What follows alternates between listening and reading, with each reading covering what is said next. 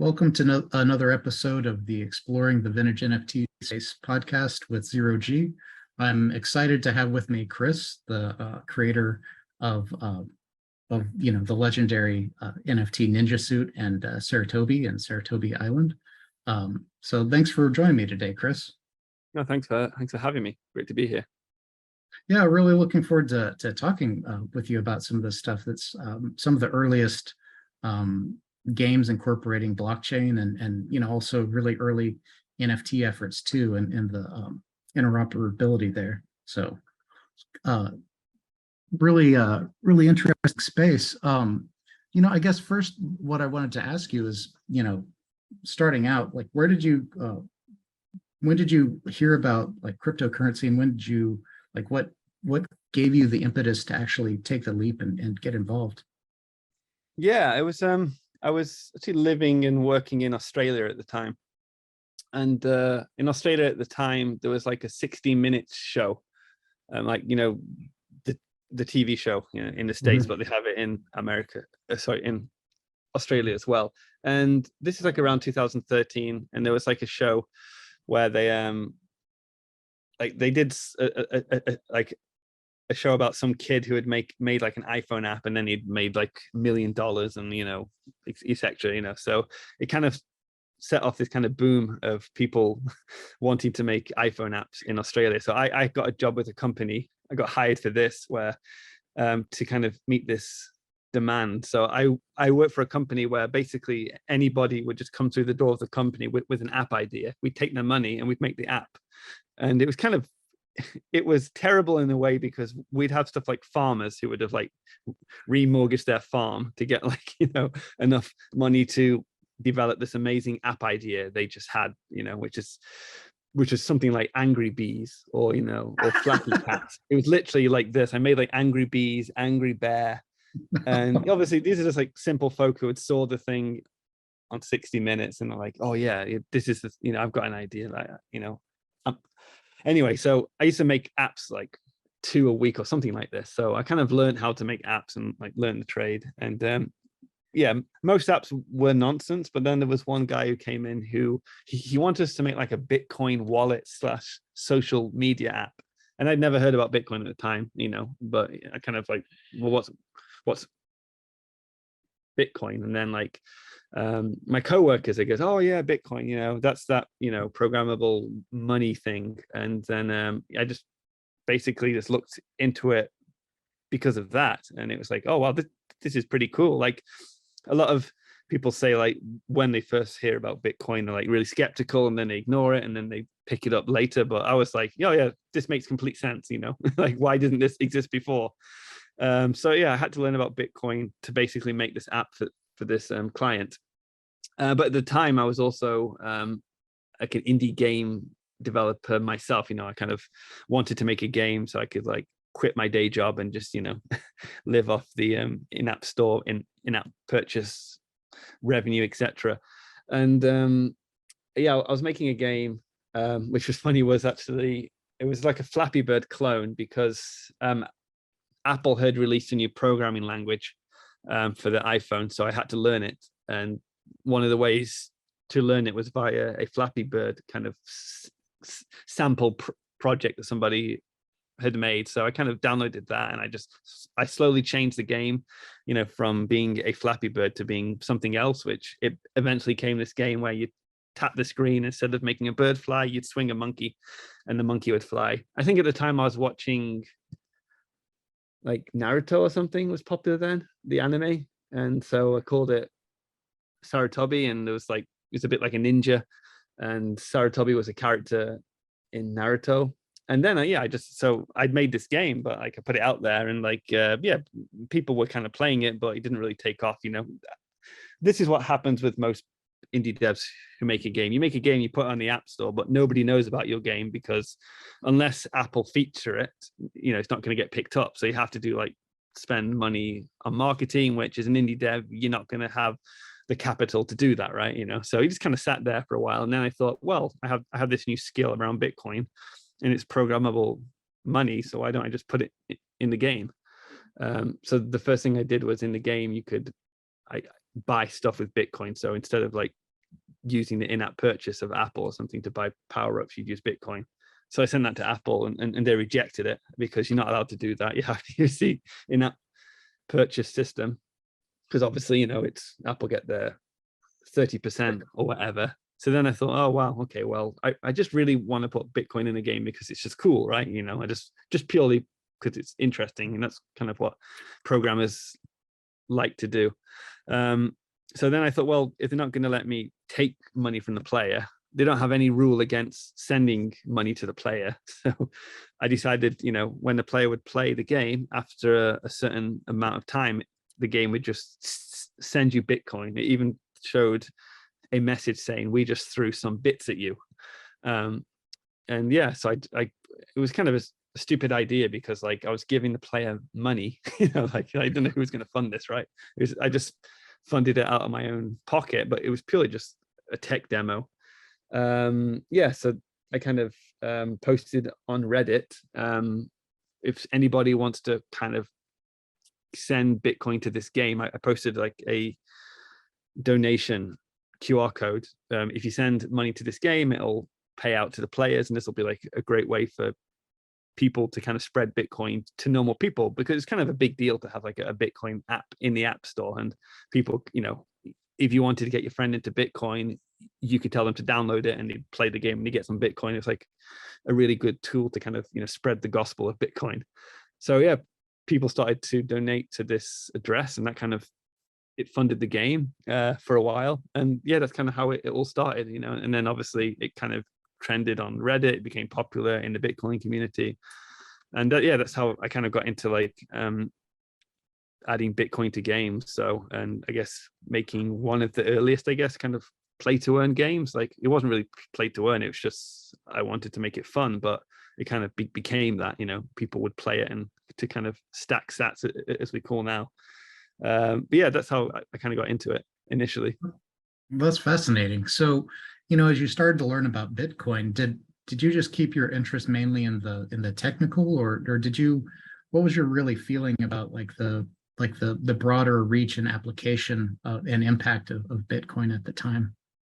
Yeah, I think like a lot of people, there's kind of two, like some people get into it purely from the tech side, and then other people get into it purely from like the philosophical, monetary side.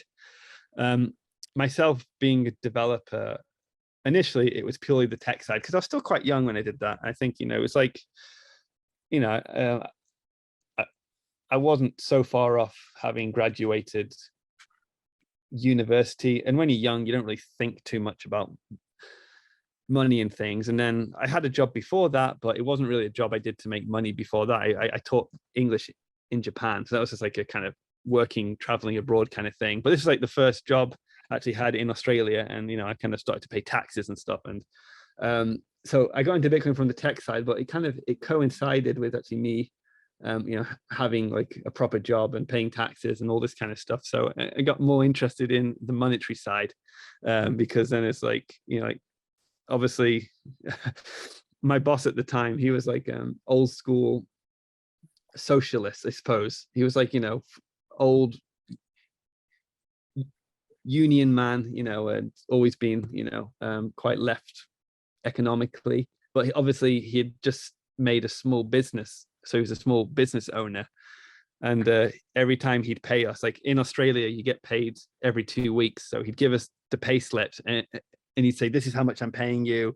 This is how much like the government is taking in tax. And then, there was other co-workers were telling me about how inflation is a way to basically tax your savings without you knowing about it. So at the time I was kind of interested in Bitcoin from the tech side. I did actually get more interested in it from the economic side. So yeah, and that kind of took me down that rabbit hole as well. So but yeah, initially it was purely technical and not philosophical. I guess I suppose there was like some philosophical point about, it was nice that money was programmable and you didn't have to ask permission, because as a programmer, it was always strange that, data, you don't have to ask permission to get data from people.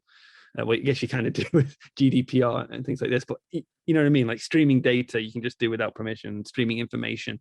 But with money, you'd always hit this kind of wall where you'd need to, use PayPal or something or ask permission. You couldn't do certain things. So philosophically, it was in line with, open source software and, freedom and not restricting people based on their country or age, this kind of thing. So kind of truly open money. Yeah, but then, as I said, I kind of got more interested in, actually Bitcoin from the point of view of offering economic freedom and giving people a currency that they could use, which is separate from their government, I suppose. Yeah, it's interesting. I mean, I know I was really, I really thought that the implications in terms of getting away from an alternative monetary system eventually is what excited me the most in the decentralization, because like you were saying, with inflation and there's all other sorts of abuses that central banks and governments do with money that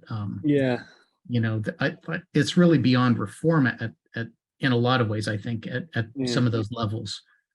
I think also I was a young person, and even just speaking to young people today, like if you're young and maybe a student, you don't necessarily realize it per se. Like in England where I'm from, and at the moment there's a thing where it's obvious that a lot of the problems are caused by bad money. It's there's people not being able to earn an interest on their savings, or the savings being devalued, or quantitative easing causing asset prices to kind of rise, etc. It's kind of obvious, but most young people, they blame something completely different. And I think being a young person, like, well, obviously you can't, well, maybe America's a bit different.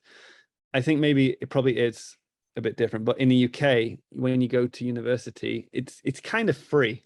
And it's not really free, but it's like virtually free, because what happens is you go to, obviously like all school is kind of free generally, but then when you go to higher education, then you basically get a loan from the government. But the loan from the government, it's like the interest is very, very low, and you only have to pay it back once you're earning a certain amount. And even when you're earning, the amount you have to pay back doesn't really take that much out of your paycheck. And then after something like 20 or 30 years, it's written off, even if you haven't paid it. So again, you kind of you go to university, and then you don't really think about money. And but then once you kind of start working, and especially working in Australia and Japan, you kind of question it a bit more. And and then obviously Bitcoin makes a lot more sense. But I think a lot of people, like, I kind of work in gaming a lot more now, so I'm trying to, I guess, sell Bitcoin to gamers and game devs, and it's very interesting selling it to people from South America, players, or players from Europe. And like when we have players from like South America or India, they get kind of having a game and earning Bitcoin in the game. They want the Bitcoin. But when you're trying to sell it to like people in other countries, like, okay, well, I've got this Bitcoin, but how do I turn that Bitcoin into euros or pounds, kind of thing? And I suppose it's harder for people in the modern world to understand it. Having said that, I think they're understanding it a lot more now, perhaps, what with cost of living and inflation is increasing. I think that's coming more into the conversation. But then again, like I speak to my young friends, and they say stuff like, yeah, we can just fix this with price caps. So maybe they don't quite get it. So I don't know. Oh no. Yeah, like I was speaking to my young friend, and he's like, they want to vote the Labour government because they're going to put a price cap on fuel, so it won't be expensive or something like that, which is obviously nonsense. So who knows? Yeah, it's fascinating. The whole, I don't know, the more I learned about economics, the deeper that rabbit hole goes. I mean, I guess, and we'll segue back into talking about I wanted to ask you about your about how you got into, like, decided to get into game development. The thing I was just going to say is, like, I was astounded to learn kind of the depth of the, like, central bank propaganda and misinformation too. I watched a documentary the other day called The Princes of Yen, which was talking Yeah, I know about, that one. I've watched that with Richard Wagner. Is it his name? I saw that. Yeah, I have seen that yeah, because I was in Japan at the time, so it's kind of shared in the community. it's, you know, it's amazing how that true history is complete. You know, I was completely ignorant of that, of how they were manipulating that economic situation. So I don't know. Well, Japan It's is really weird. Like having lived and worked there, it's interesting because it's economically like broken in a way, but it kind of the way the Japanese people are, they quite have a strong social glue. So it kind of hasn't manifested as negatively as it would have in other countries. But we can probably talk about that a bit later. I have a lot of thoughts on that. So. yeah, sure. Well, so you mentioned that you went to university, and did you go there with the intention of becoming a game dev? When did you decide to? Oh, yeah. How did I How get did you decide? into Yeah, how gaming? did you get there? Yeah, well, at university, I didn't know. I guess like most young people, I didn't know what I wanted to do at university. Actually, I didn't know what I wanted to do. I wanted to study physics, but my maths wasn't good enough to get into physics. Um, so I decided, well, computer science is quite good because the computer can do the maths for me. So I can just think more. I don't know. So I kind of chose computer science because I was kind of into, like engineering and science and stuff, but computer science, look, yeah, I like that I can actually make something, right? Obviously with physics, it's like a lot of just thoughts and stuff, but it's very hard to actually make something, and also in engineering, you can probably maybe design a bridge or something, but you can't just like, I'm quite impatient. When if I have an idea, I want to make it very quickly.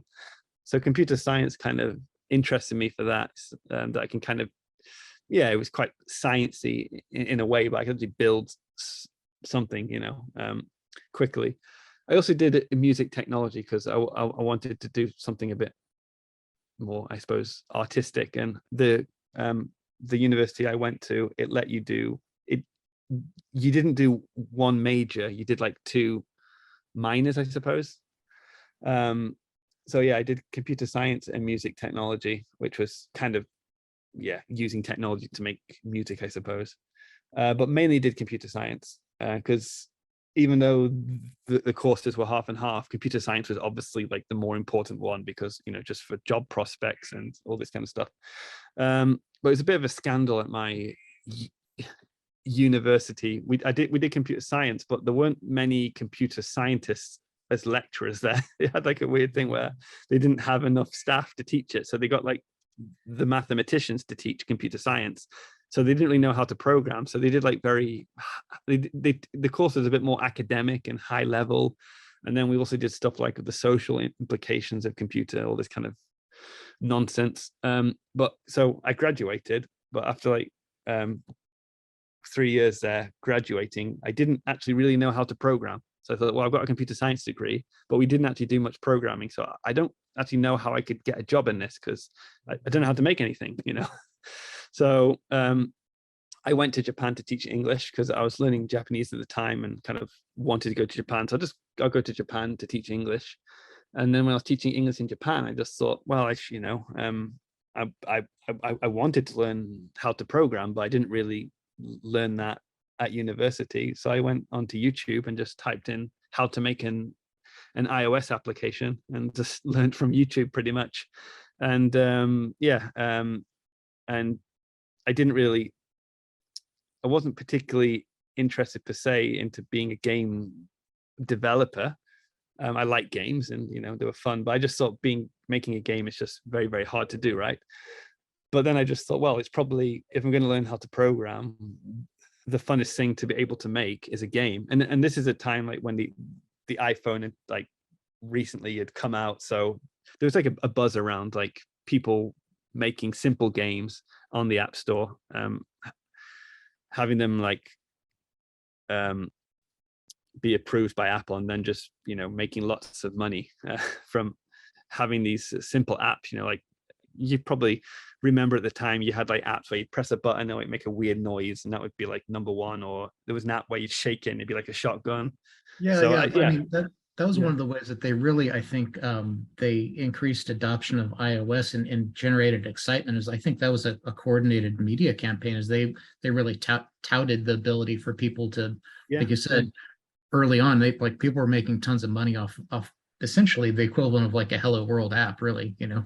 pretty much. Yeah, yeah, yeah, exactly. So yeah, it's so yeah, I think I got on, I was a bit too late to that party, so I made some apps and simple games. Like the first game I made was like a jigsaw puzzle where you'd use a camera to take a photo, or you could choose a photo from the library. It would make it into a jigsaw puzzle. And it sounds boring now, but at the time it was kind of interesting because there weren't many apps on the App Store.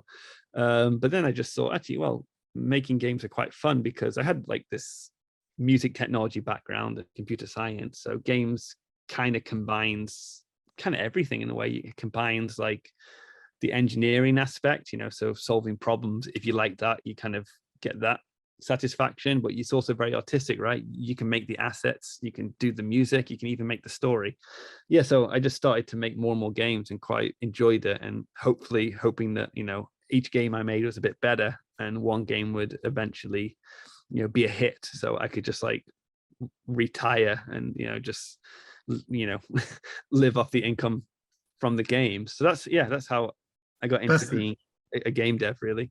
That's the dream, isn't it? You know, to be able to be Yeah, able yeah. to. Well, it's yeah, but it was how it was like it like I started the interview saying I worked in the company in Australia, and there's the 60-minute show which inspired lots of people. I kind of had the same thing, right? You know, I kind of thought the same thing, you know, because that's what you kind of saw, these like TV shows cropping up of people making an app, and you think, I can make an app like that. It's not even that good an app, you know. I mean, But I mean, yeah, to your point, there were a ton of people that got enormously wealthy off of both PC and you know phone apps. I mean, I think one of the biggest examples, I remember I bought Minecraft back when it was a beta, you know, and gosh, the guy I'm forgetting his name, but he ended up selling that for what, $2 billion to Microsoft, 1.8, $2 billion.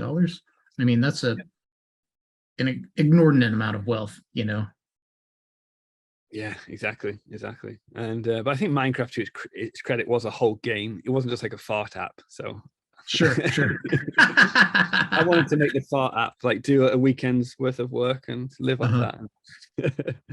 No, but like obviously that was an aspect, but I did actually just like making games. And like as a kid, like you know, I love like Monkey Island game and all these kind of old games. So I just wanted to make a game because, you know, people, humans, like making things, like being creative. So, and now like before, if you made a game, it'd be quite hard to kind of get it out there, right? But you know, thanks to like Apple and stuff, you could make a game and then you'd have this platform, right, that you could, millions of people from around the world could enjoy your game, you know, if it was featured by Apple on the App Store. Otherwise, there'd be like 5 people who would enjoy your game, which are probably your friends you told to download. But You know, it's one thing that's interesting too is the you know, people like us who grew up with video games, like that seems to have had a really major influence in the early NFTs too, because most of them seem to have that old school like 80s slash, you know, retro, yeah, 90s slash, you know, 8-bit look to a lot of the early ones, you know. I guess it's the golden era of gaming, maybe, I suppose, like a homage or something, right? It's Yeah. yeah, yeah, it's Well, classic will always be classic once something's established as a classic, right? It's, you yeah, know, but sure. you're not sure new stuff, is it, will it last, will it be gone, you know? So we talked about how you came up with the idea and how you ended up like creating SaruTobi. So like and basically the idea of sending crypto to people. I mean, and that's been proven out. Like I know Axie Infinity, like people were quitting their jobs in some countries to play Axie in order to basically play to earn as essentially their job. I was reading there wasn't there a country where they had to raise their the minimum pay because of the Really? effect of Axie. Yeah, exactly. The Philippines, I suppose, then it was that, yeah. Was I it can't Philippines? remember the Yeah, one of those. I can't remember the country, but I mean that's a direct impact of crypto in this play to earn type system. I mean, you probably were the first for a play to earn in crypto. Yeah, well, maybe. Like, so I was trying to think. Like, gave a presentation on. I did. We did an event in Berlin like a week or two ago, and it was all. And I gave a presentation on like the history of like kind of Bitcoin and blockchain gaming, where I tried to say like how it all started and how it evolved. And obviously, because Bitcoin was like the first kind of crypto, I suppose, and Mhm. I was probably one of the first games. I couldn't find like there were like kind of dice roll games so that were out before on the web. Satoshi's Dice was one where you'd basically send Bitcoin to an address, it would roll a Yeah, die, you know. So Bust a those bit are was kind of another one, right? sorry, Bust a bit was another one, right? perhaps yeah. Yeah. There's a few, but I think I was definitely the first one on mobile because I know because all Bitcoin was banned on mobile when I made the game, um, and I kind of got past the ban. So and there were a few others who were trying to do it afterwards, like or around the same time. Um, but yeah. So it was definitely one of the earliest, if not maybe the earliest, I suppose. But I'm sure there were like people who made their own little web games or something, no doubt. But I suppose it was like this kind of goes back. I think it's really about the App Store that made SaruTobi like important, I suppose, or popular because it was very hard to get such a game on the App Store. But as I said before, my job was making games for people who had ideas, making apps. So I would be submitting like 2 apps a week to the App Store. So I knew how to get stuff submitted to the App Store, even if it was like borderline against their rules. So I was probably the only one on the App Store. And then, obviously with the App Store, it's just, people would download the game and they tell their friends to download the game and they tell their friends to download the game. So it became like a nice tool. It's like stuff like I remember like in the early days when Coinbase, for example, aren't as big as they are now, but like I got an email from like, someone like the boss at Coinbase would say, "Hey, we love your game. Everybody in the office is playing it, all 5 of us," or something like that, right? So it was definitely spread in the kind of Bitcoin community, and yeah. But Well, that's it's just because it's on mobile, right? And iPhones were taking off there. Like everybody had an iPhone. Android wasn't quite there yet. So it was just a good medium and a good platform to kind of make such a game. Where if I'd made a web game, then it would have probably wouldn't have taken off as well. well, another reason why I think that's, like to your point in another way is that, I didn't even really, when we talked about gaming, I didn't even really think about Satoshi Dice and some of those early gambling games because, and With a again, game, like, yeah, well, I mean, they're gambling and that's, I mean, I don't have it's yeah, neither here nor there, but to your point, you're not going to reach new people to Bitcoin just because of Satoshi Dice. Like I never heard of anyone be like, I bought Bitcoin just so I could play it's Satoshi risky, right? Dice. Yeah, but like you're saying, putting this game out on the App Store, you have the ability to introduce a ton of people for the first time to Bitcoin and like directly. Yeah, yeah, because it's like it was free to play, so you just play the game and then you get some Bitcoin, and yeah, and I was lucky enough that it kind of in the early days the community kind of funded the game, to spread Bitcoin. Mhm. But then eventually I found like um, a model where I funded the payouts through like advertising revenue and sponsorship stuff like that. So but yeah, it's just like and this is kind of what I'm doing today at Zebedee as well. Like we have people who make these free to play games where you play the game and you earn a bit of Bitcoin, and it's just a really easy tool to onboard people because there's no friction. You just play a game, you get a tiny amount of money, which isn't worth the time playing if you have like a normal day job. But people are on the train or people are in places where they're not working, and it's just really a great way to show how the technology works. Yeah, for sure. So we talked about how you kind of ended up developing the Saratobi almost, I mean, it sounds almost, I wouldn't say by accident, but kind of as your like For fun. first, yeah, exactly. So how did you so after that was up and running, how did Mm. you decide to start incorporating like NFTs and power Yeah. ups and the cross operability with SOG. Yeah, good question. So I was in Australia at the time, but I'd been in Japan before Australia. So I was going back to Japan. So I kind of left Australia. I kind of did my time there, enjoyed it. But yeah, I went back to Japan, and so I was kind of into Bitcoin now. And in Australia, there weren't really any Bitcoin meetups that I knew about. Like, you know, there were like a few bars and restaurants which accepted Bitcoin, which we'd go to, but there wasn't really a scene because Australia is like, you know, it's not, the population isn't that dense, if that makes sense. So there's like, you know, it's a bit more of a chilled back place. But I went back to Tokyo, and there was like a famous Bitcoin meetup there, which is like I think the second Bitcoin meetup to be made, but it was like a big one. And Roger Ver, who was like a famous early Bitcoiner, kind of ran Oh, it. yeah. Yeah. So I kind of joined that meetup, and I think the first thing I went to is they had an event at the Austrian embassy, which is quite nice. Like, this is quite nice for a meetup, you know, an embassy. So went to the Austrian embassy, and I had my SaruTobi t-shirt on, and I didn't, you know, I knew the game was popular, but it's hard to know how popular it was because I was always, you know, I would just like see it on Reddit, and people would message me on Twitter, but you don't really, you know, don't really know if anybody really knows about the game.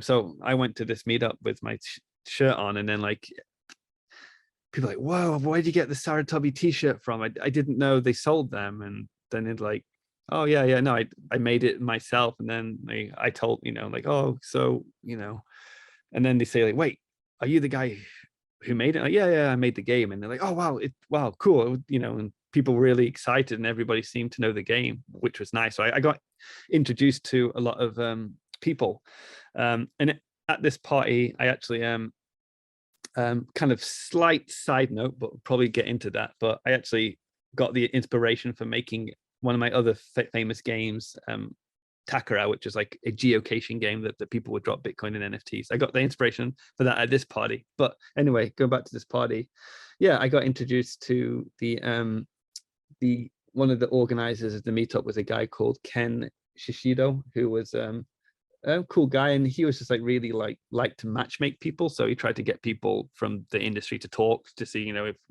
new things could be, you know, seeded. So yeah, he introduced me. He said, oh, you should talk to these guys, Koji Higashi and Yuta Hoshino.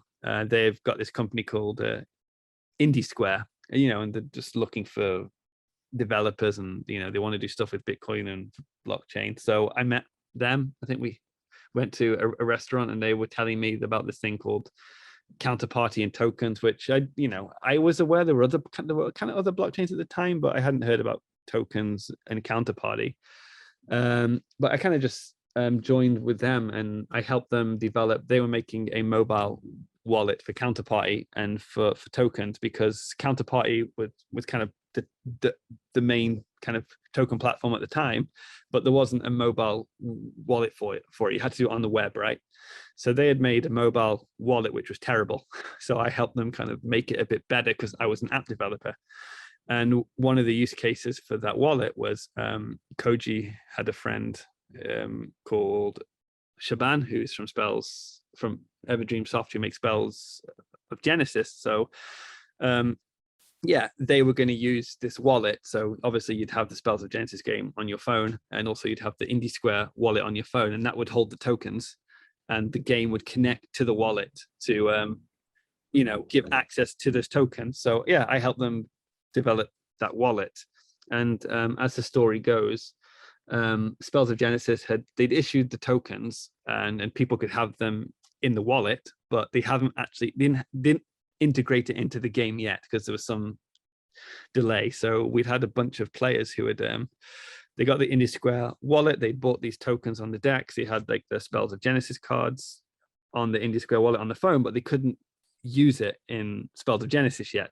So I just thought, well, okay, I'll just put them in SaruTobi because we needed a use case for it, right? And Shaban was being slow. So I just thought, well, the cool thing about these blockchain tokens is because they live in the wallet, they don't live in the game. Any game can have access to them, and it'd be quite good because I can steal Shaban's user base who are a bit frustrated and want to use their tokens. So I added them to I added them quite crudely to my game, but I added them nonetheless. And yeah, and then that was like the first use case of the Spells of Genesis tokens were in a different game. So it kind of cool that it kind of shows like the interoperability, and it's just a nice little story that I did it because they were slow and didn't get around to integrating them. So. And that first one that you integrated, that I'm trying to think of the name of that one. It's the one with the monkey on the front, right? Trying to think of the name. SaruTobi card. Yeah, yeah.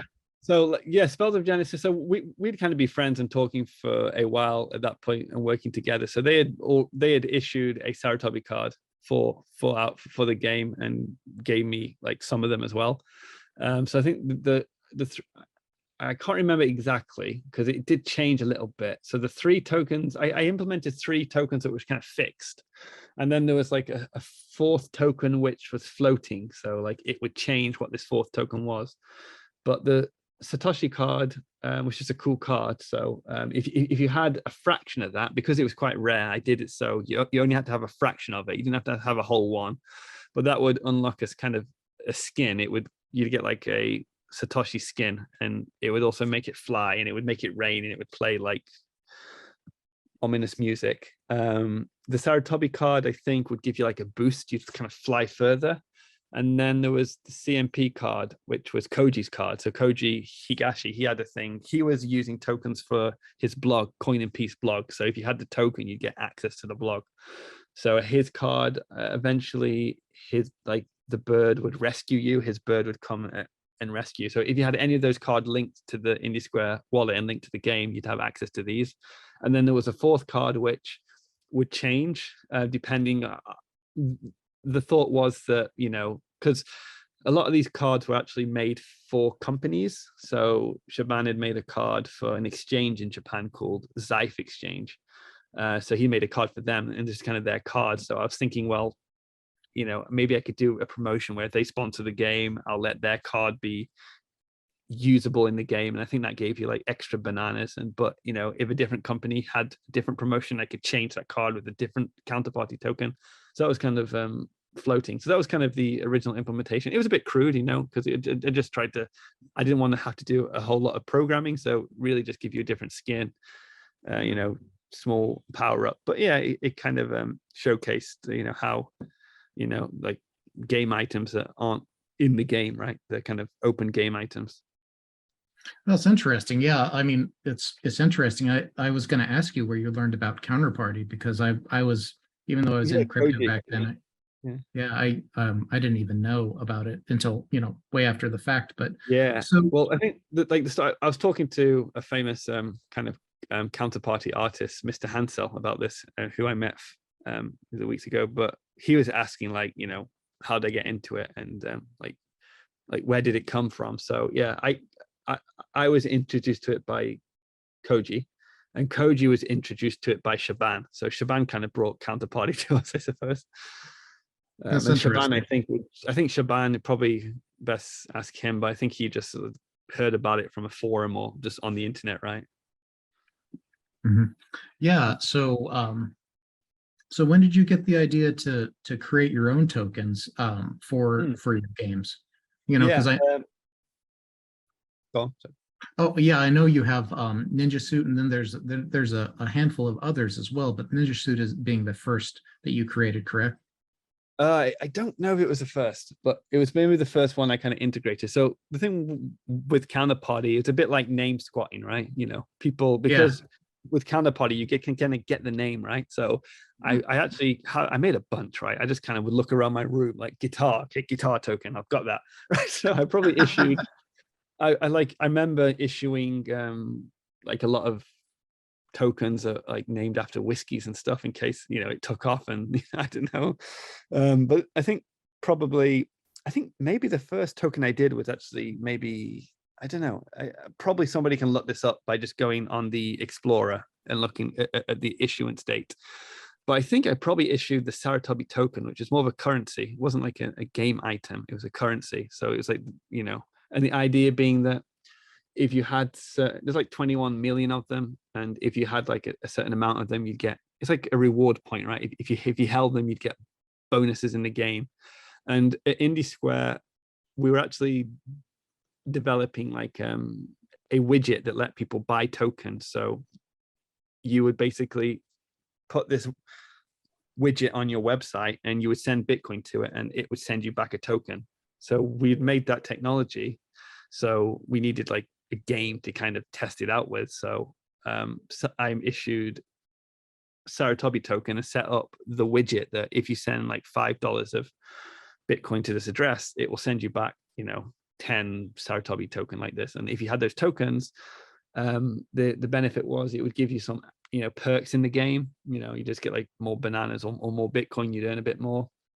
But also at the time, people were trading these kind of tokens and assets on the counterparty decks, but the trading pair was often specific to the kind of the community token, right? So Spells of Genesis cards were traded against bit crystals. So SaruTobi in the future, SaruTobi tokens would be traded against the SaruTobi coin. So that was the first one I made. So then obviously I needed something that people could trade with it. So I probably made Ninja Suit. And this, obviously the only SaruTobi token was made by Spells of Genesis, not by me. So I thought, I'll just make Ninja Suit. And I could sell that and make a bit of money selling that and offer it as a skin / power up in the game. So the Ninja Suit let you double jump in the game. So that was kind of the thinking behind that. Yeah. So did you sell that in game for fiat, or did you sell that outside the game? No, not in game. We never sold it in game just because it would be quite hard to do with Apple. But I think you just go to the website, like at the time it was like MandelDuck.com or something, and there'd be like a bunch of widgets. They'd be like almost like dispensers, I suppose, like vending machines. You click on it, you send Bitcoin, and it would send you the token back. That was one way people bought them. That's kind of that's the way that they would directly buy from, I suppose, the issuer, the developer. People would also trade them. So at Indie Square, we integrated the counterparty DEX into the mobile wallet, so people could place buy and sell orders on the DEX if some people bought them there.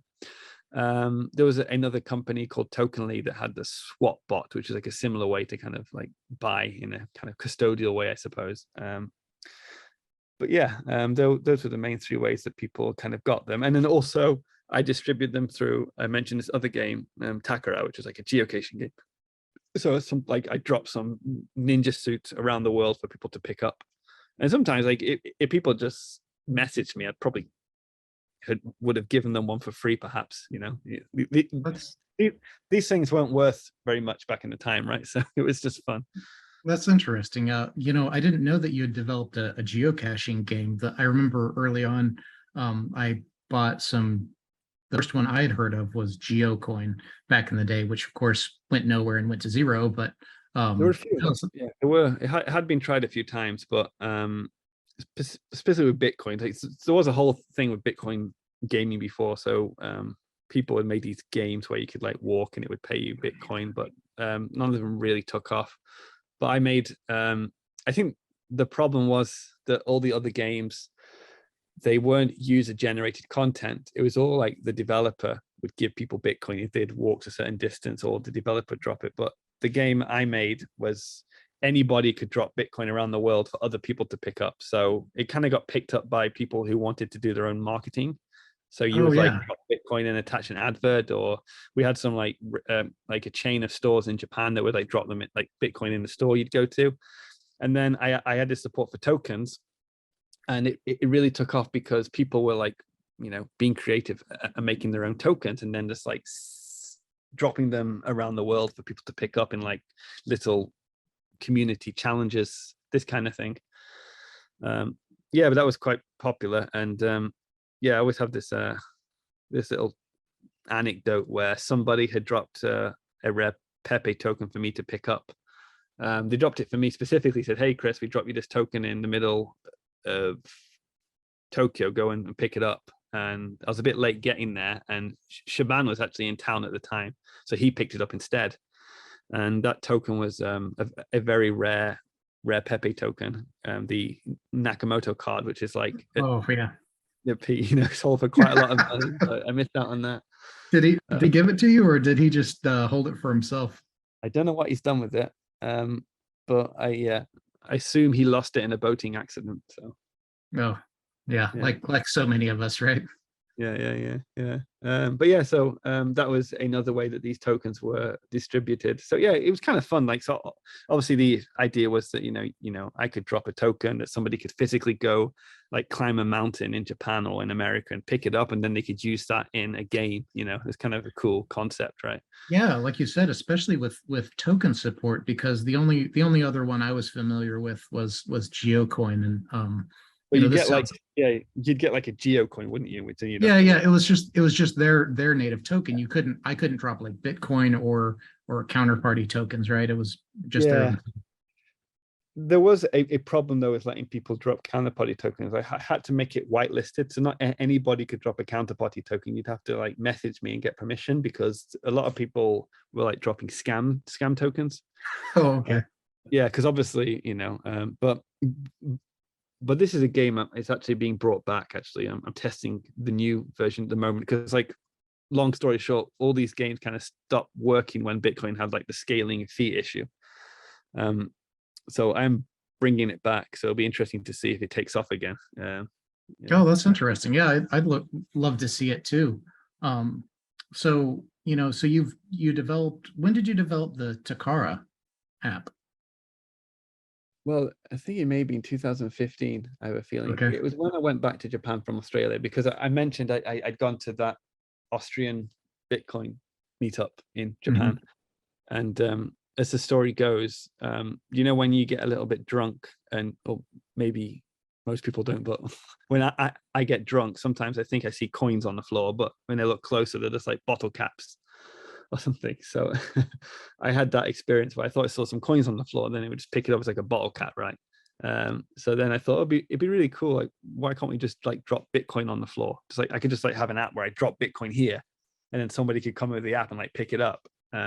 So I kind of had the idea, and then yeah, at the time I wasn't into tokens yet, so I made it with Bitcoin initially, and then obviously as I kind of did more stuff with Indie Square and Spells of Genesis and Book of Orbs and stuff, I added tokens retrospectively into SaruTobi and into Takara, and then eventually also SaruTobi Island is another game I made. That was the final kind of game of the trilogy, I suppose, that I'm known for, I suppose. What was the Yeah. inspiration for SaruTobi Island? Why did you decide to develop Yeah. that? Well, yeah. So this was again at Indie Square. We had the business model was we'd have this wallet, right? And people would hold all the games would use our wallet to hold their tokens. I guess we'd want to be like, it was before MetaMask, but I guess we were trying to be like that, I suppose. Yeah, but the problem is like there weren't many people making games or apps for these things, and at the time, Rare Pepe had taken off, and Rare Pepe is like people were just collecting them, right? There was no game behind Rare Pepe, which is kind of interesting in itself. I think that there's no game behind it, which I think in a way is a feature, not a bug. But we were like saying, well, we got all these people who have like all these tokens, and people were issuing tokens and collecting them, but there's no utility. So what if we made a game which gave, because like with SaruTobi, you could only use it with fixed tokens that I decided to integrate, right? So I wanted to make a game, speaking to Koji, that would let anybody use any token. And Koji had told me about this game. It's called Monster Rancher or Monster Farm. I think the name was different in Japan than it was in the West. But they had this thing where it was like an old game, but if you would basically, like on PlayStation or something, but you could put any CD, like like a music CD or any CD into the game, and the game would read the data of the CD, and it would use that data to like make a monster, right? So if you put the same CD in, say if I gave you, I don't know, like the best of Michael Jackson CD, that would make a certain monster, and if I use the same CD, it would make the same monster, but a different CD would make a different monster, right? But it would be deterministic, but it would technically be unlimited because it'd be, each CD is different, right? So we thought, well, we could probably do the same thing with tokens. That we'll make this game where you can spawn monsters, and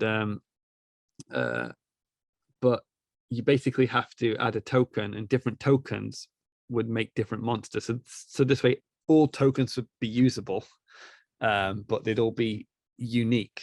Yes, and also I was a big fan of Monkey Island, and I wanted just to make it like a better game. So like SaruTobi was like a 2D game, but I wanted to make it like a more in-depth game. So I wanted to make like a 3D game which had a story and had puzzles and all this kind of stuff, but it also let you spawn monsters by how it actually worked is you'd combine tokens. I changed it so that you would basically, in the game, you go to this summoning area and you'd link your Indie Square wallet, and you would choose like,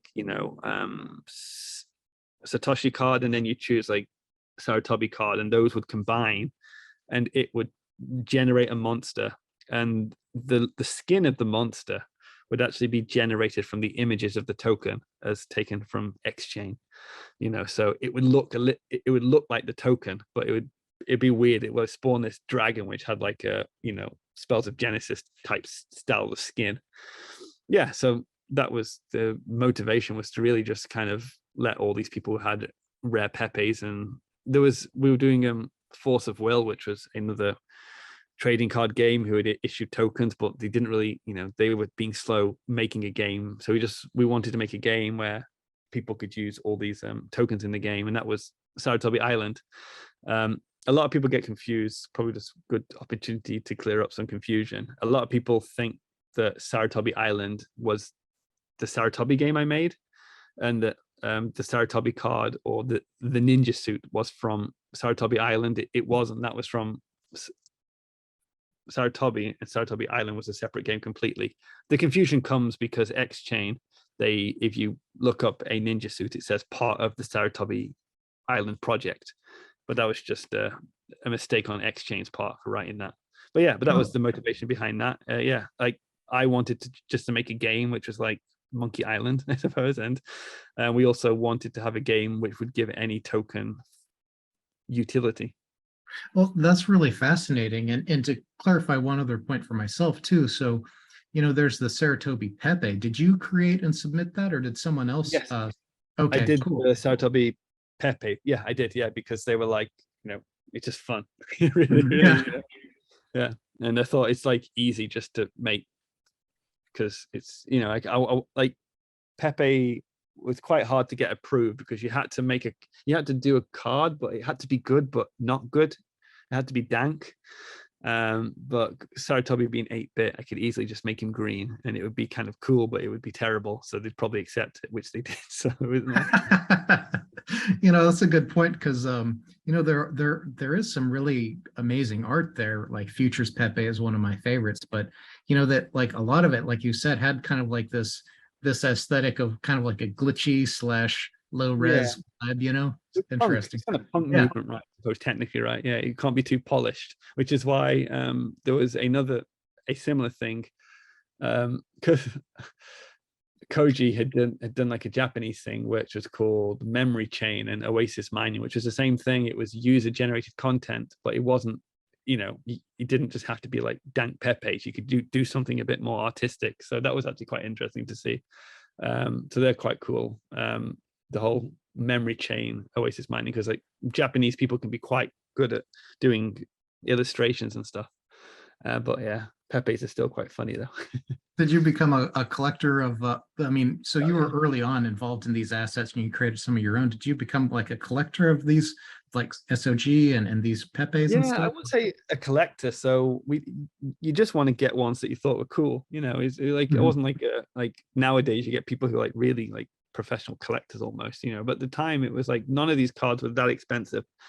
So like $5-10. So you see it on the decks, you see an order, like for example, I see, somebody had released, somebody had made an Exodia Pepe, or Pepe the Forbidden One, which is like from Yu-Gi-Oh, the anime. Anyway, it's a character from that, so I happen to like that. I like that character, from the anime. into the game. So I just saw the Pepe and I wanted it. So I just would try and find a sell order on the decks and I'd buy it. And that was, you just bought the ones that you liked for $5 or $10, didn't think they'd be worth anything in the future. So yeah, so I collected ones I just liked, and some of the ones I liked, became popular, and some of the ones I liked like aren't popular. But I like them. I don't care, I still kind of like to have them in my. And also, like, one of the things that we were doing in SaruTobi Island was it had a few other things where it would I think I put a museum in the game as well. I put like an AR museum in the game where the game, you could put in like a mobile VR headset and you could actually look at your collection in a museum.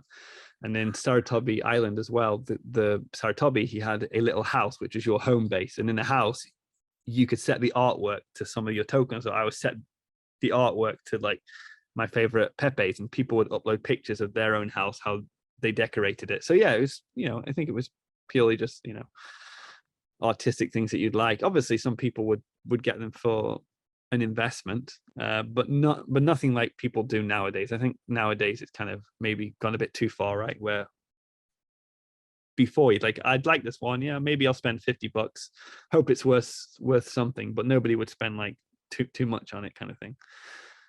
Well, I definitely know about that. I mean, we're in the middle of kind of a bear market right now, and ultimately I think it's probably healthy right now, because we had so many people that were only buying this stuff to sell for more, instead of it was pricing out a lot of the people that really are just passionate about it. So yeah, it's kind of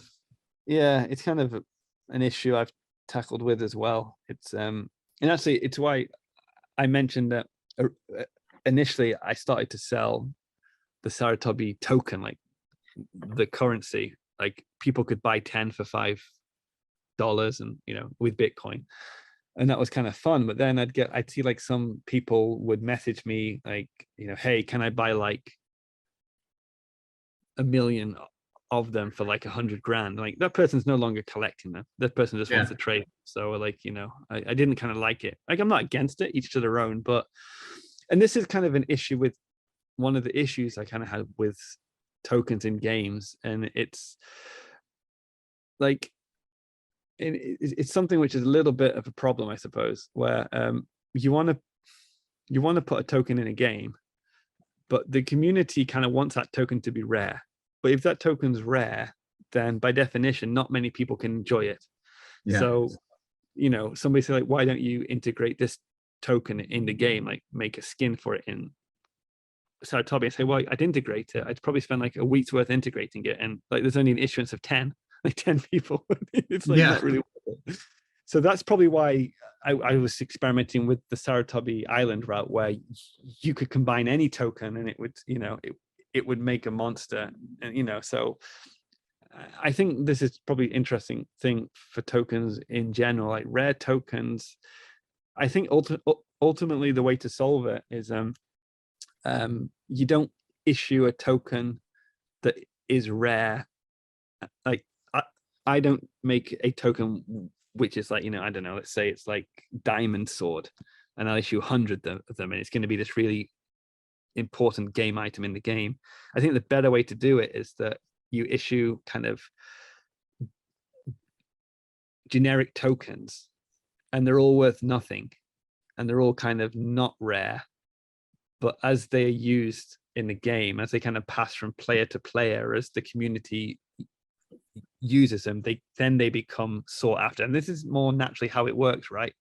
If you ever look at like one analogy, for example, guitars, sure, a company would make a more expensive guitar or a cheap guitar, but the guitars that are like legendary and rare, they get that status from who played them, right?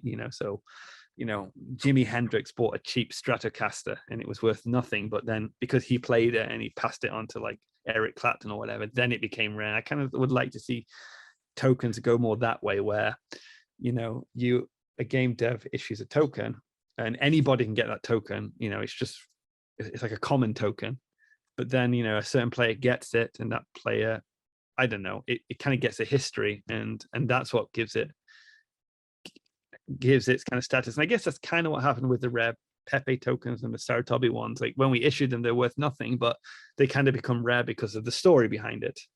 But I think the problem with a lot of the implementations of tokens in games recently, it's just like a game dev would say, I'm issuing only 10 of these, so it is rare and it's valuable because I say so. It's like, no, not necessarily.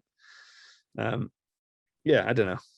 That's one interesting thing about the spells of Genesis that I was really kind of mixed about is that, well, I mean, it centralizes one thing, but like the Satoshi card was, I don't know, it's a different model than Pepe's, you know, because they were selling the tokens, right? And that was I mean, it's, well, essentially like pay to win instead of pay to earn, you know, because that was the most powerful card. And if you didn't, you know, back it at the time, you'd have to buy it off the secondary, right?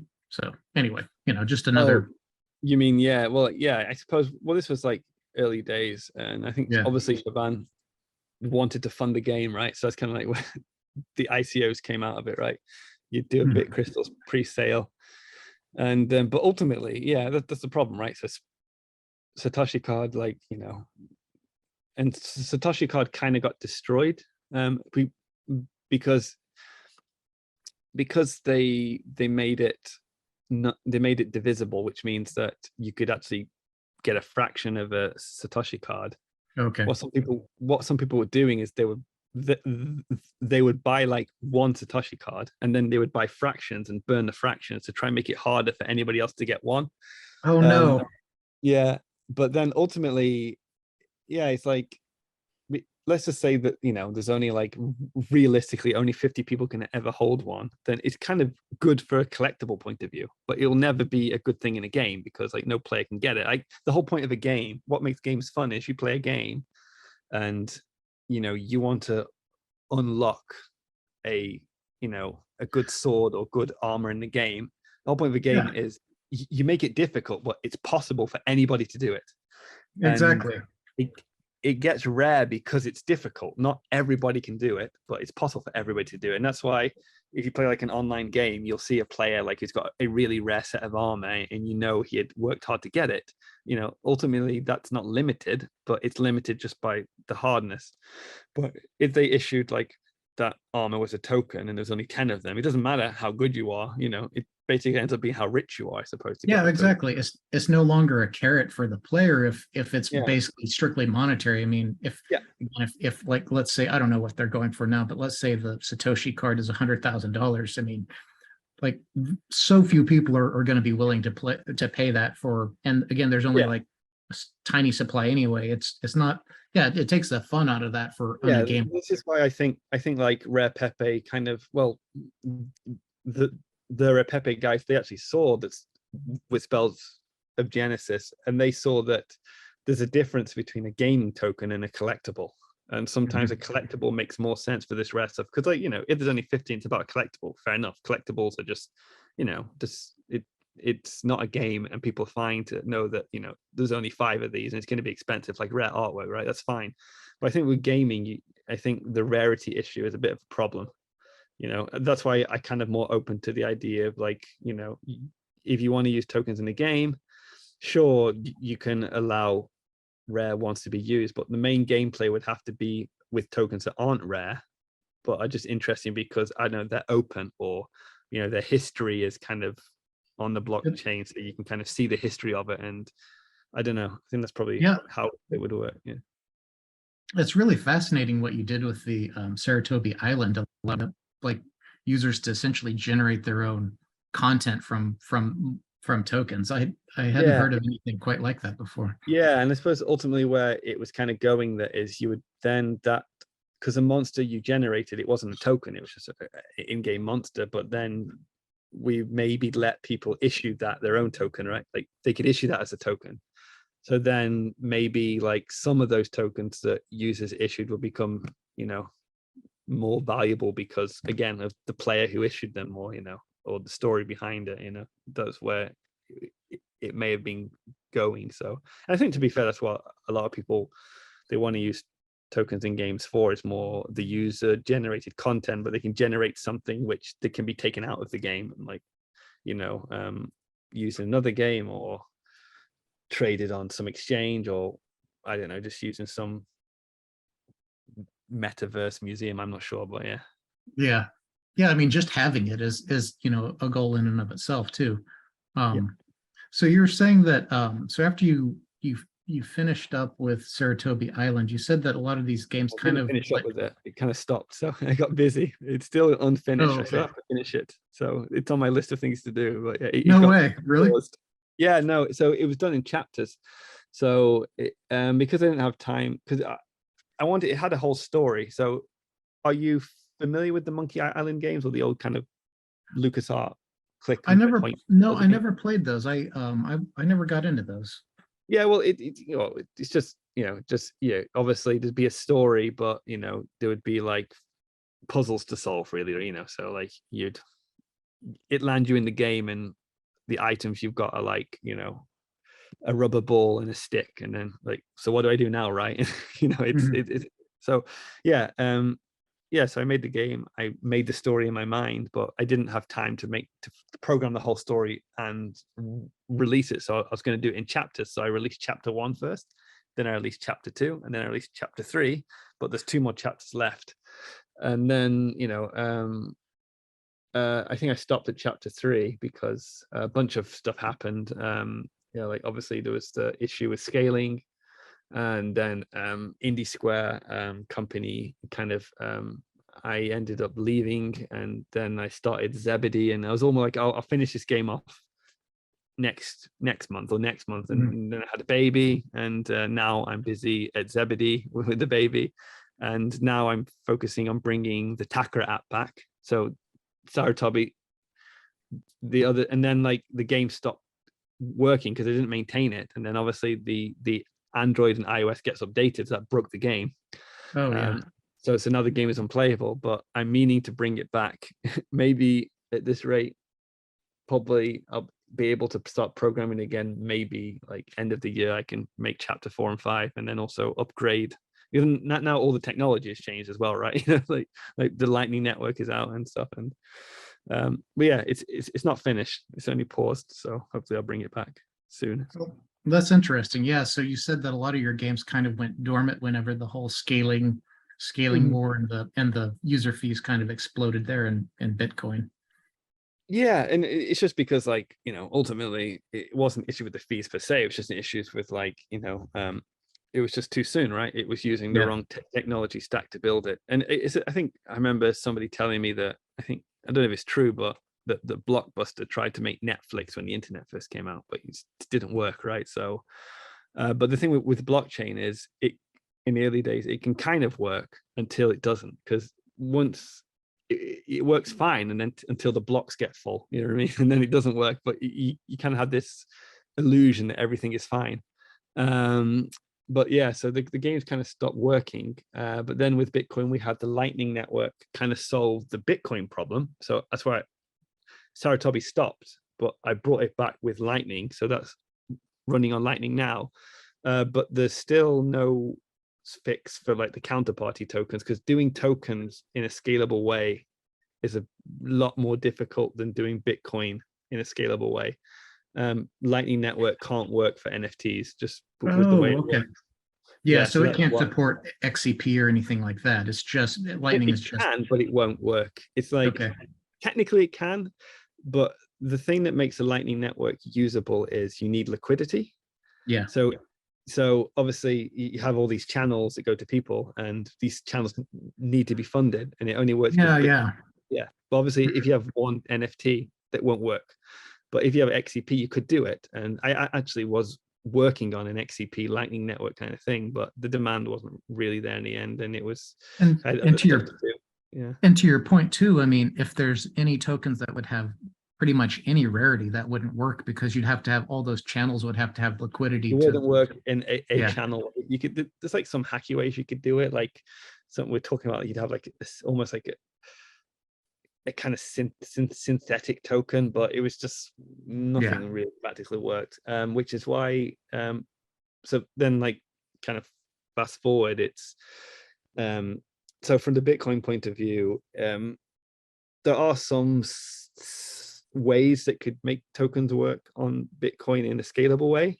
but they need certain upgrades to Bitcoin, and whether they will or will not happen is a bit unknown because Bitcoin is very slow. It doesn't do upgrades quickly. It takes quite hard to do an upgrade because Bitcoin is very decentralized and quite conservative, and it has, its philosophy is like, no hard forks. Things have to be done in a soft fork kind of way. So there are a few things which I kind of was just like, okay, I'll wait to see if these happen. But in the moment, I'm plenty busy with Lightning Network. So that's kind of where I am at the moment, that once these things, they probably will come eventually, but it just could take a few years. But once they come through, then we could like have counterparty tokens done in a more scalable way, which would work for gaming. So yeah, give it a few more years. But now obviously it's also taking off on non-Bitcoin chains. There's things with roll-ups and Polygon, but obviously it's I'm unsure. It's kind of the paradox I have at the moment now. It's like, one thing is like, well, I don't know which chain is going to win because there's so many competing things. With Bitcoin, it's like there's one Lightning Network, so everybody just does that. But with the other stuff, it's like, is it Polygon, is it this, is it this, is this? Then also, I'm not sure how decentralized these things actually are. I think they're a lot more centralized than they saying they're going to be. And then I think, well, does it matter? Maybe it's okay to use a more centralized blockchain for tokens, but yeah, it just seems a bit like, from an engineering point of view, I just prefer to wait and just to see what this solution settles on. I'm in no particular rush, because like I said, like every few years, there's always like especially in like the altcoin world, there's always like every few years it's like, this is the next big thing, this is going to kill so and so, and then that thing ends up dying and there's another one. So whatever is kind of popular now, whether like it's Polygon or Immutable X or Solana, I just have a feeling in 2 years there'll be something else that'll be coming out. And yeah, I just wait for the whole thing just to settle down, and once it's done, then I'll if Bitcoin hasn't got anything, I'll probably take a look at it.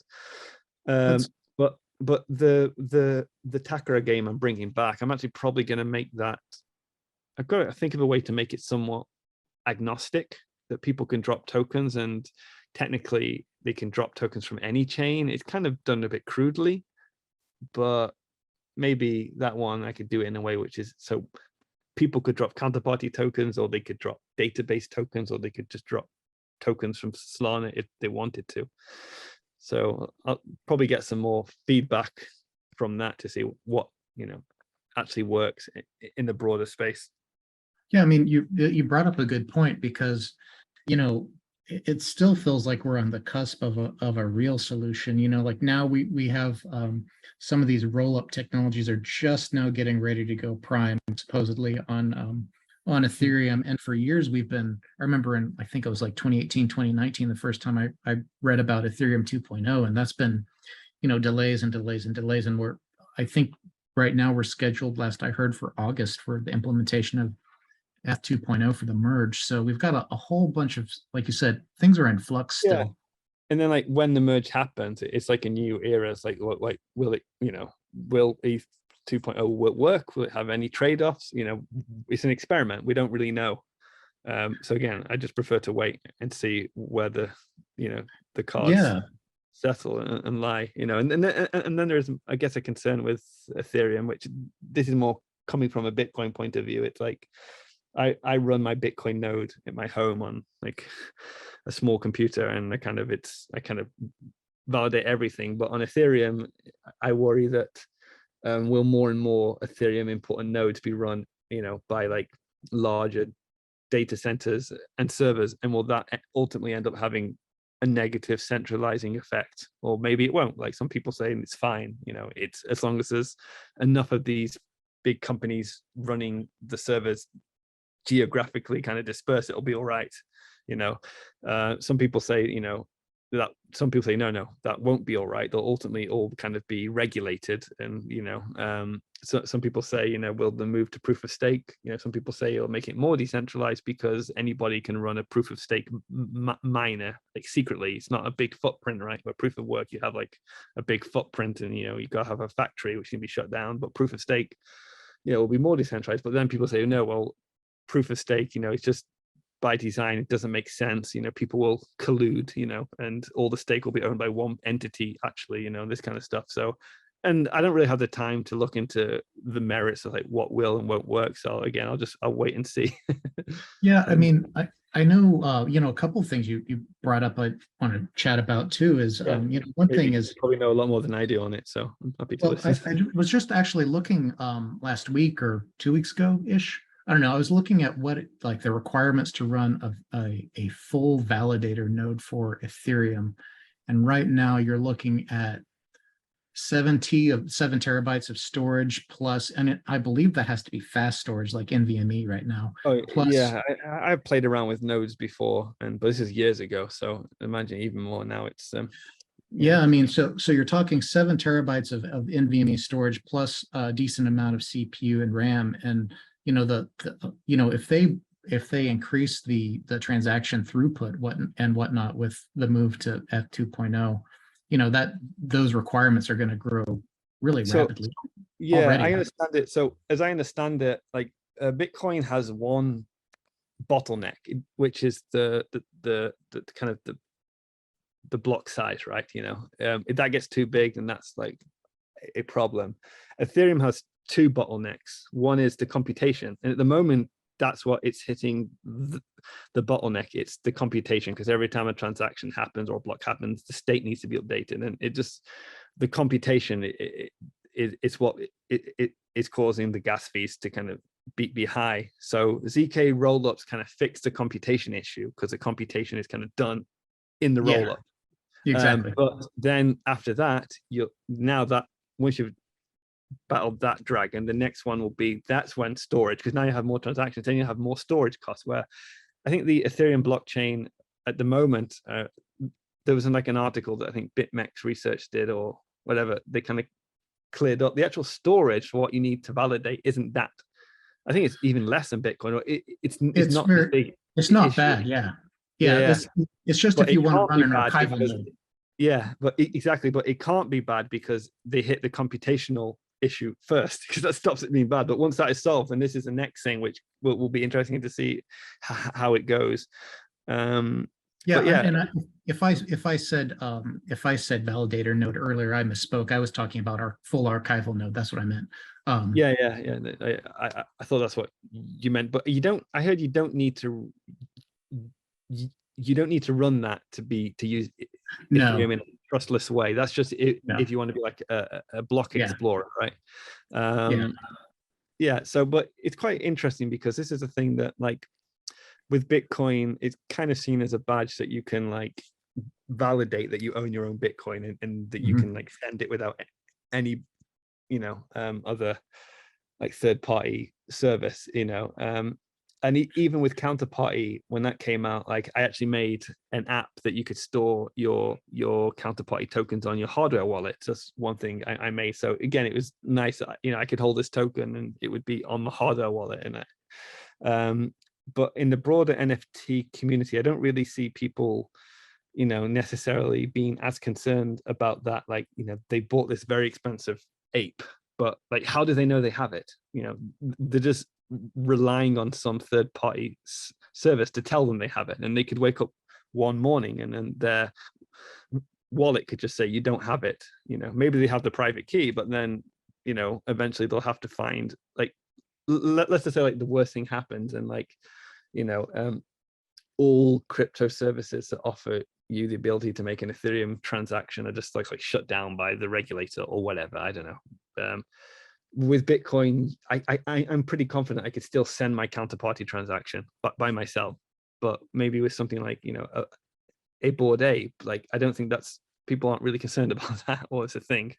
I'm not saying that's right or wrong. I'm just saying it's quite interesting going forward, and that's why I mentioned when we first started speaking, I think the NFT community, it probably is going to be more of like a thing like email, where there's different layers, but most people are more interested in the openness rather than the decentralization. Gmail can send to Yahoo. They're both centralized, but it's open. But if you want to run your own email server, you can, but it's going to cost you a lot. Maybe you trust somebody like Proton Mail, who are centralized, but you trust them more. Just because Ethereum and NFTs are just a lot more complicated and a bigger way to do this, where Bitcoin, it's simple, it's just doing one token. So we can kind of have this, sovereignty with it. Which again, that might be overkill for tokens, but I like to think that I can keep my rare Pepes on a hardware wallet and not have to rely on a service to make a transaction to let me send it. Yeah.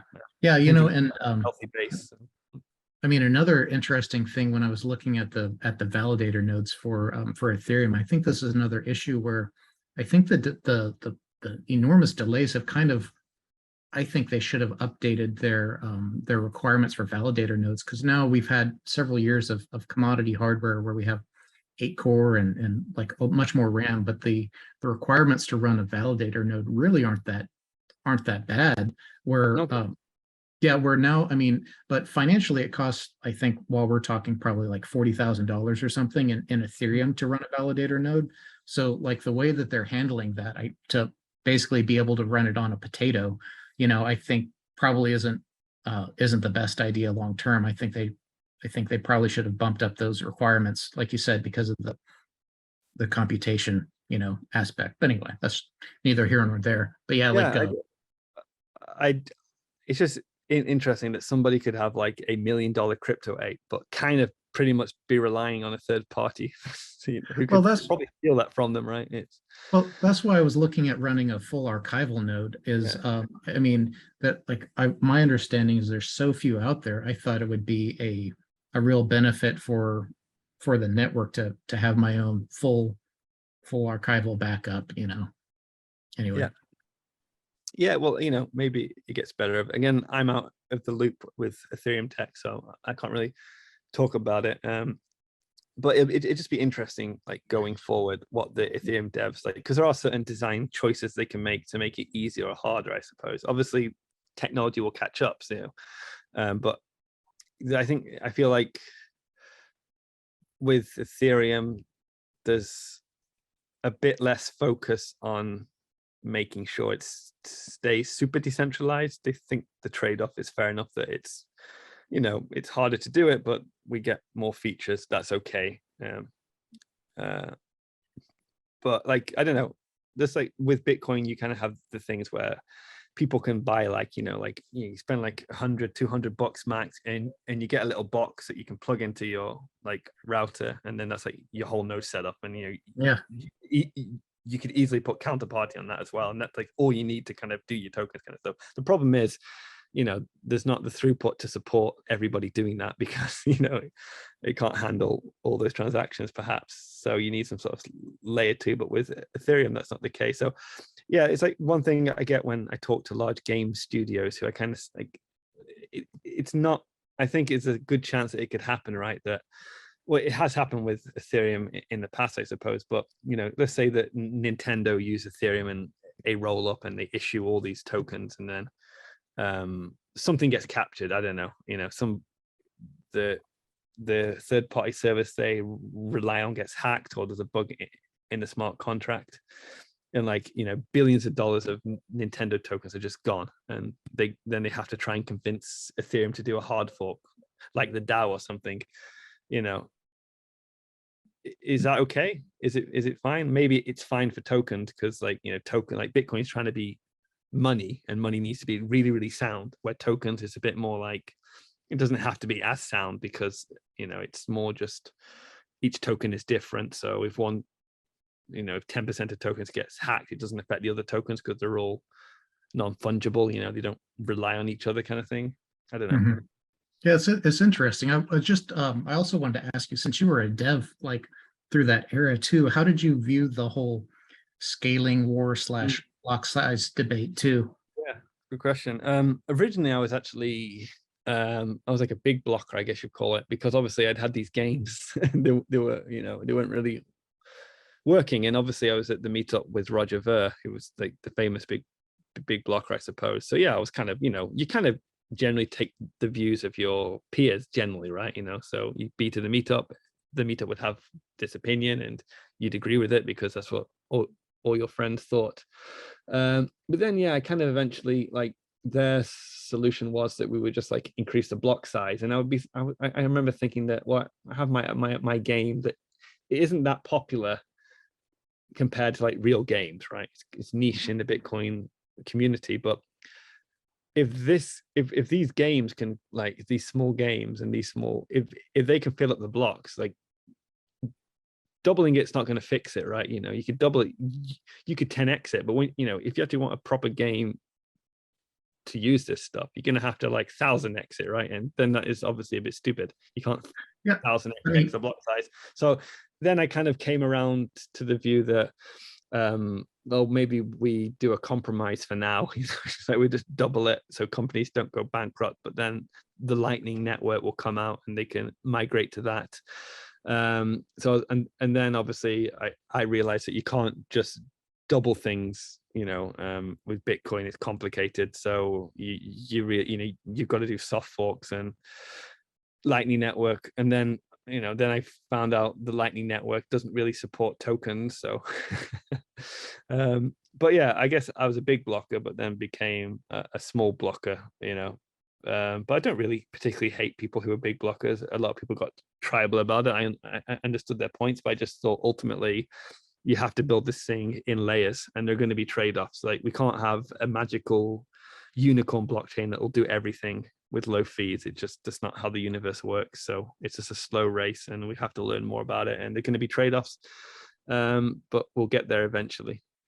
Yeah, I mean, like one point you made I thought was really, really good is the, you know, yeah, we can't have one blockchain do everything. Like you said, like even if you like 10x or 100x BTC, and like we wouldn't want to have, like we wouldn't want to store transactions for just like a ton of mobile games that are just, you know, spamming the blocks, you know. I mean, exactly. Then because you know, one thing that's remarkable is for as long as Bitcoin's been around, I mean, the size to run a full node is not exorbitant. I don't know what it is right now. I'm assuming like probably under 2 terabytes for running a full node. I mean, it's in comparison. Is it not under a terabyte? I had a look at my Raspberry Pi the other day, actually. It's been years since I looked, but you know, I just assumed it's not bad.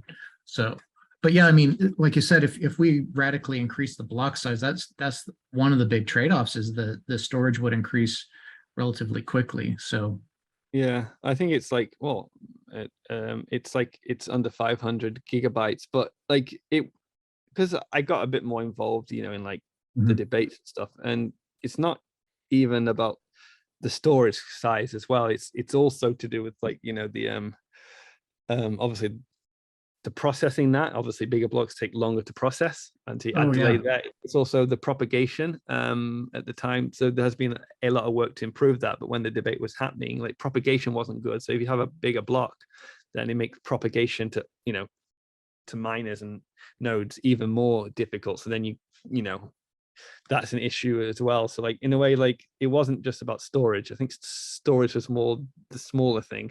And then the other thing was that you're going to do a hard fork for something which like doesn't really fix it, right? You just kick the can down the road. So, but at the time, actually, a lot of core devs were actually fine with a hard fork. They were going ahead with a block size increase. Yeah, they said, okay, yeah, you know, let's just do a block size increase where we double the block size every 4 years, you know, with Moore's law or something. So, you know, that wasn't too big a concern.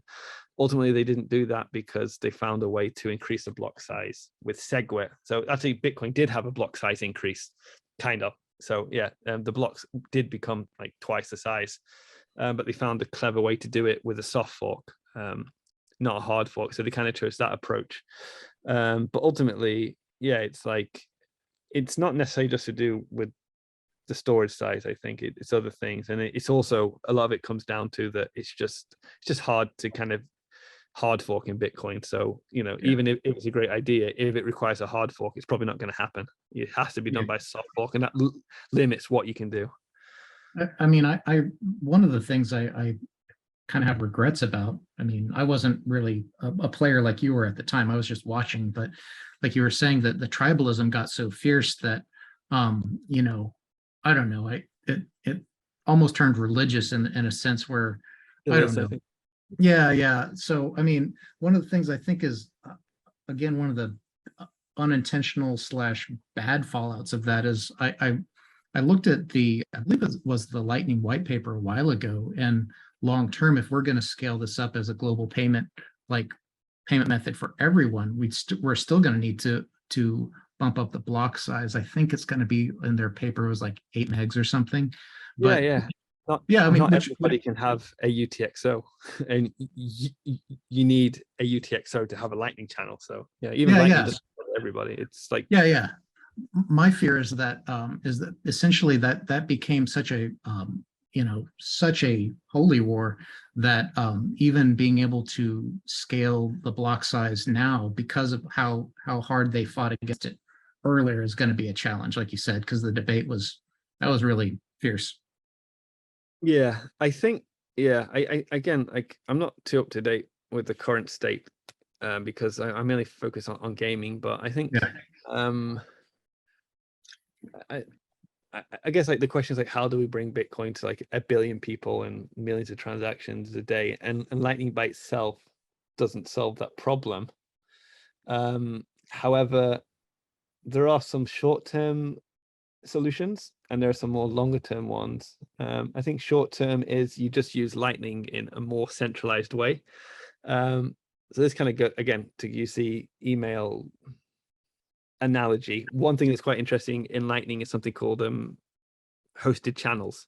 So I kind of said that not everybody can have a channel, because to open a channel in Lightning, you need an on-chain Bitcoin transaction. So not everybody can open an on-chain Bitcoin transaction because of the block size. But this idea of a virtual channel where the funds are custodial, but they're private.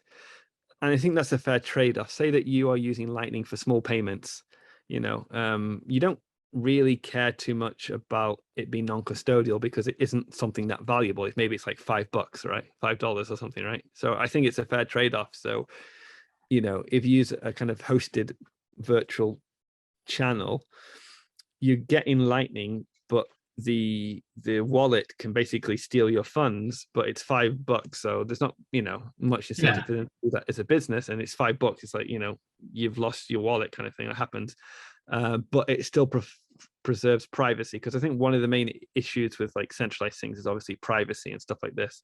So that is kind of one short-term solution that some Lightning wallets are doing, and that'll just allow lots of small micropayments for low amounts. And say if you get like more, like 100 or $1,000, then you would use a more more expensive, more slower, but more non-custodial Lightning solution. Then if you get even more, you'd use an on-chain Bitcoin transaction. So I think it just really scales from your value and use case. And then long term, there's talks about certain, this is above me, but there's like channel factories where people could like share a channel and all this kind of stuff. And then there's there's side chains which can be like pegged to UTXOs, and anyway, it just gets more complicated. Oh, so that's interesting. kind of the future Yeah, stuff. I didn't. Yeah, I mean, it's to me, it's fascinating, and I'm not an expert in any of this either.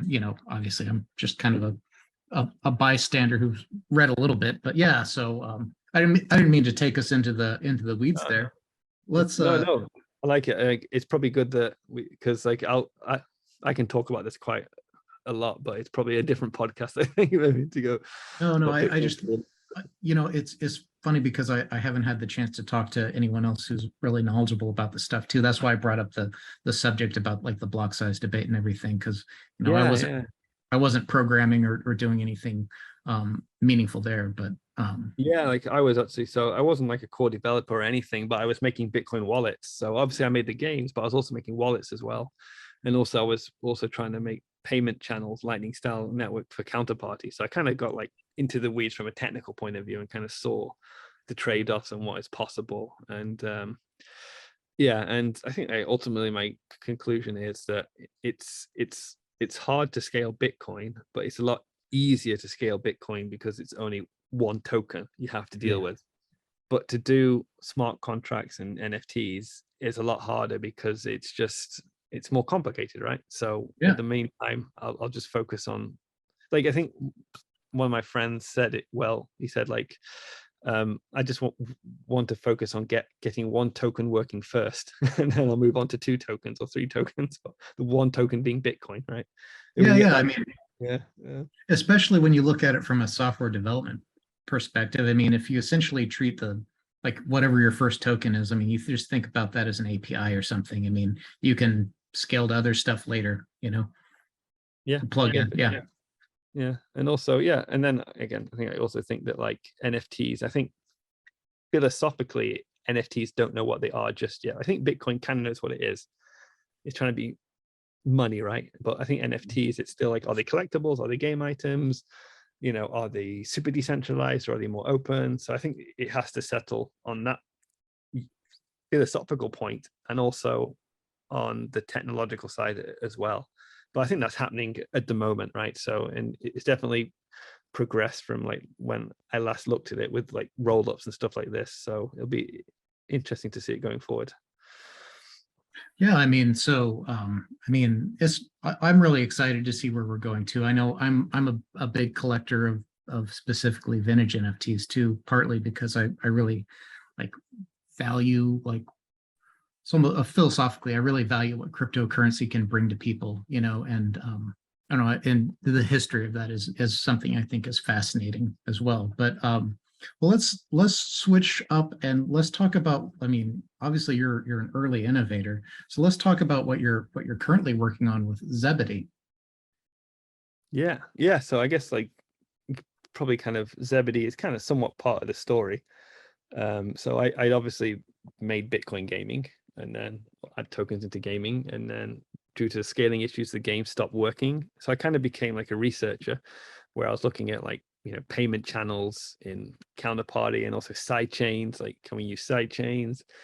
And and my research kind of concluded that the immediate thing that was probably most fruitful to work on was the Lightning Network, because as we just discussed, right, it's make one token work first. So the Lightning Network come out, and I was at Indie Square, and I wanted to do more Lightning Network things at Indie Square. But Indie Square, obviously, they had commitments, and they were still they were going a bit more into like the Ethereum route and like other chains and stuff, which is fine. And I think they even I actually came up with a side chain tech for Indie Square, which I think they're still using, but I think they changed it a little bit. But they've gone more like the kind of side chain DeFi route, which I really wanted to focus on the Lightning Network. So I kind of parted ways with Indie Square, and was going to just do Lightning Network and gaming. And at the same time, I got contacted by somebody who actually turned out to be an early SaruTobi player called Simon, and he is the I guess one of the other co-founders for Zebedee. So he said, he had worked at Bitstamp and Exchange, and the Lightning Network would come out. So he thought like, this is really cool. He had saw at Bitstamp that there's like lots of people have like a lot of Bitcoin, but they're not doing anything with it. They're just trading. So he thought that like using Bitcoin in gaming would make sense, and the Lightning Network makes it possible. But then he thought, well, who could he wasn't a developer or anything, he just thought it was a good idea. He's more of like, on the business and financial side. So yeah, like, who do I talk to, to try and make a Bitcoin gaming company? And like, again, I was like the only person, I suppose, around at that time, because everybody else who were doing Bitcoin gaming pretty much had moved over to other chains by this point, or had given up.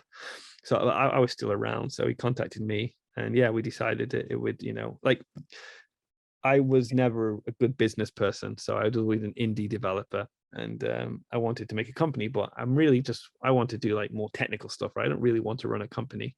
So he was like saying, yeah, we can start the company, and basically I can handle all the business side, and you can do like more the tech side. And then we got like a third co-founder on board who can like handle like more the platform side. So yeah, we started Zebedee, which is really about, using Lightning in gaming. So Zebedee, like, we've been around for about we started in 2019 October, I think we launched, and we're basically a payment provider for gaming, for game dev. So we don't make games ourselves per se. We just make kind of tools, APIs, and SDKs for game devs to add Bitcoin into their games via the Lightning Network. But when we actually talk to game devs, we market ourselves more as like a payment provider, because in my experience, kind of when you go to gaming conferences and things, like there's a lot of other like crypto. There's always like another crypto there who's trying to sell game devs their specific token or something. And a lot of game devs are quite, they're quite annoyed and frustrated about like the blockchain people coming over there and trying to sell a token. So at Zebedee, we actually, we're kind of honest. They say that we're a payment provider for games, but we use Bitcoin technology because Bitcoin makes payment in games work. So we're not trying to sell you a token or anything. We're not trying to sell you a magical blockchain. It's just games have payments in at the moment, but payments and money suck in games because you've got to use like in-app purchase, or you've got to use like traditional mechanisms, which they don't really work programmatically. It's quite limited and inexpensive what you can do. But if you use Zebedee, you can send a tiny fraction of a cent in a game, like bi-directional, and pay like a minimal fee. And that it uses Bitcoin, it settles in Bitcoin. But one of the things at Zebedee we also offer, and we are offering, is that that Bitcoin you send to the game dev or the player once, maybe they don't get the Bitcoin at the end of the story. They get USD or euro, but ultimately it only worked because of the Bitcoin, the Lightning Network. So our main thing is working with game studios, because we didn't want to be a game studio because it's quite hard to make a good game, and lots of blockchain people make a game and it's an okay game, but it's not a great game. So we would prefer to have like a really competent gaming studio make the game and then use our tech to add the Bitcoin payments. But we have had some sample games. So one of our famous integrations that we did is Counter-Strike CSGO, so people can play that, and literally as you shoot each other you earn small amounts of Bitcoin. And I brought back SaruTobi, so now it uses the Lightning Network, so you play that game and now I can send you small amounts of Bitcoin without having to be concerned about fees. And we have a lot of game devs on our platform currently building exciting games, which I can't talk about because it's like all secret until they release it. But yeah, that's what I'm doing at the moment, pretty much. Kind of being a co-founder in meetings a lot, so I don't get to program as much as I'd like to, but it's quite exciting. I mean, I think that's a real need in the gaming space, because like you said, right now, if you want to do any sort of payments through or even tipping, like, I guess a couple areas. We have like the actual game, like the platforms for like iOS and Android. Like if you do any payments to them, they take a 30% cut off the bat. But then also for streamers, like if they're streaming on Twitch or whatever, if you're using their native tipping / payment thing, then they also take, I think, a 30% cut as well. So I mean, so it allows, like, what your platform will also allow for like viewers to tip players, but also, like you said, which is interesting as well, is you can kind of create these play to earn models where, like, let's say for example you have advertising, you're making the money off that, but then the players are actually earning BTC on Lightning, or and that can get translated into native currency if they choose. Yeah, and also I kind of think so, like the native currency thing is probably like a thing we have to do short term, but ultimately I like to see it more that and we see this at the moment, but a little bit, but they play these games and maybe they play like an advertisement funded play to earn game, and they get a couple of dollars, and then they can go to like a coffee shop, I suppose, like in El Salvador at the moment, that accepts Lightning to buy a coffee, right? But then ultimately it's not just buying things in the physical world. They can use those sats to buy a power up in another game, for example. Like I actually kind of want to, at Zebedee, I'm really keen to integrate with an NFT platform, because I think sats and Bitcoin is going to be a good currency that NFTs can be bought and sold for, because yeah. obviously I think, there is a place for specific currencies, but I think there needs to be one big currency that does most of the transactions, and Bitcoin is trying to be money. So I'd like to see it. And we're actually talking to some game devs who are actually interested in building this out for us in their game. But yeah, you play a game, maybe you trade NFTs, and then you actually earn sats by trading the NFTs, and those NFTs the Bitcoin, so the Bitcoin you get from trading NFTs, you can convert to your dollars, or you can send those Bitcoin to another game and then buy another NFT in that game. So it all kind of interlinks, and it doesn't even have to be an NFT. Maybe you just buy a conventional game item. I kind of see it just, games are becoming more economic, and the economic engines, but it's kind of it's dampened that by conventional payment rails, which don't really work as well as they should do. So at Zebedee and the Lightning Network, we think we can hopefully change that. Well, the more utility and the more use cases you have to, like you said, like spend it and utilize it, again, the greater adoption and demand there's ultimately going to be. So it's like you're kind of talking about building a greater ecosystem for Bitcoin in the process too. Yeah, for sure. And I suppose I think like Bitcoin maybe doesn't make too much sense in the physical world as a payment thing just yet, because we actually have payments in like brick and mortar stores work quite well. If you have you can tap with your phone, right? But in gaming they don't work as well, or not even gaming, just digital in the internet space, like you said, like streaming and tipping, right?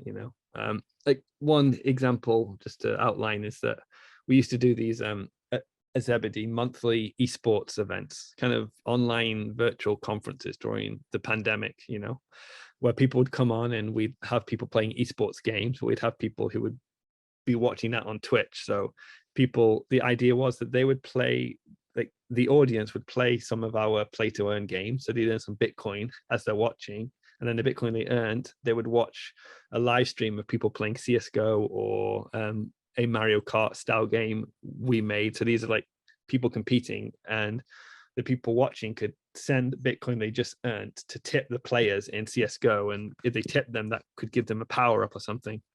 And and then we also did one where the players could choose which player they thought was going to win, and if that player won, then if you chose correctly, the game would send the viewers Bitcoin back.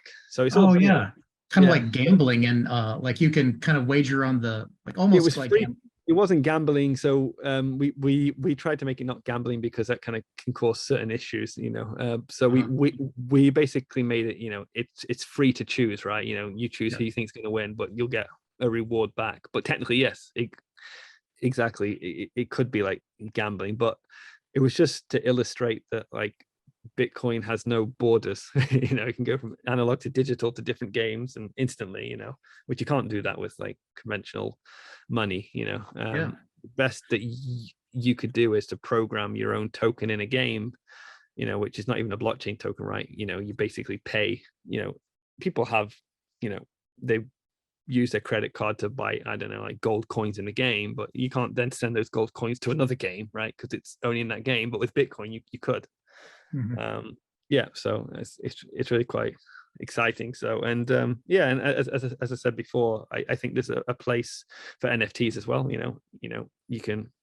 I think one of the problems with NFTs is obviously it's not easy to take them in and out of any game, because you have to work out like, well, how's it going to work in another game? Will it just work automatically, or how's it going to be interpreted?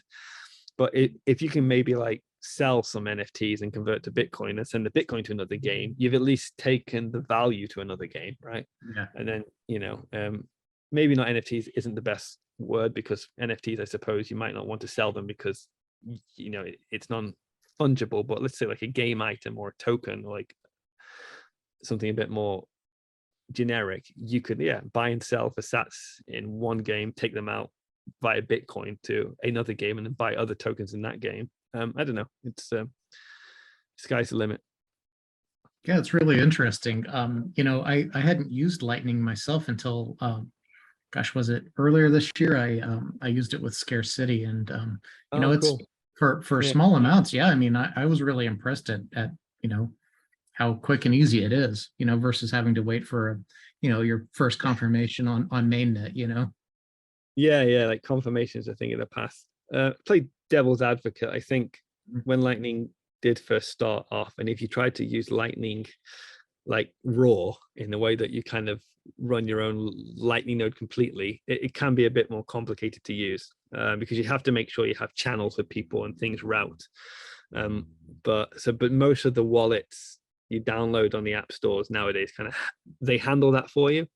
So some are custodial, but I think custodial is fine if it's a small amount. But it's custodial, but it lets you send to any other non-custodial or custodial Lightning wallet. So it's still kind of open. And then some are a bit more like the non-custodial. So sometimes when you download the app, like sometimes it takes like 10 seconds to kind of synchronize that kind of stuff. So the UX is a bit worse, but technically it's more, sovereign. So yeah, it's like Lightning isn't perfect, but it's a damn sight better than when Bitcoin fees became like $10. You tried to send like somebody a 10-cent tip on SaruTobi, we got to pay a $10 fee, right? It's not going to happen. People were trying to trade rare Pepe tokens, and then like the transaction would just get stuck in the mempool, and for like a week or something, right? Yeah, awful. Well, I mean, so we've kind of talked about a lot of the stuff you've developed and kind of where you're going with Zebedee. I mean, how do you feel looking back and seeing the impact that you've had, like being really one of the first doing what you've done in the space? To be honest, it just like, it doesn't feel like I had that much of an impact per se. I guess because I haven't actually met anybody. Like, so obviously these last year or two, so obviously SaruTobi was very popular. Then it kind of died down in like the bear market of like 2018 or 17 or whenever. And like the last couple of years, like the whole historical NFT, it kind of got picked back up again. But I've only ever seen it on Twitter. So it's like when I said when I made SaruTobi and then I actually went to the meetup in Tokyo, it was like quite humbling and amazing to see how many people actually knew about it. So I have a feel, maybe when I go to like an NFT conference or something, it'll be interesting to see like if people are like, oh wow, like I really like so and so. But at the moment, it's just like my life is still pretty normal. Like I just sure I get tagged on Twitter now and then, but it's apart from that, I walk my dog, I go to the supermarket. It doesn't really feel like I've done anything, right? So it's hard to know like the impact it actually had.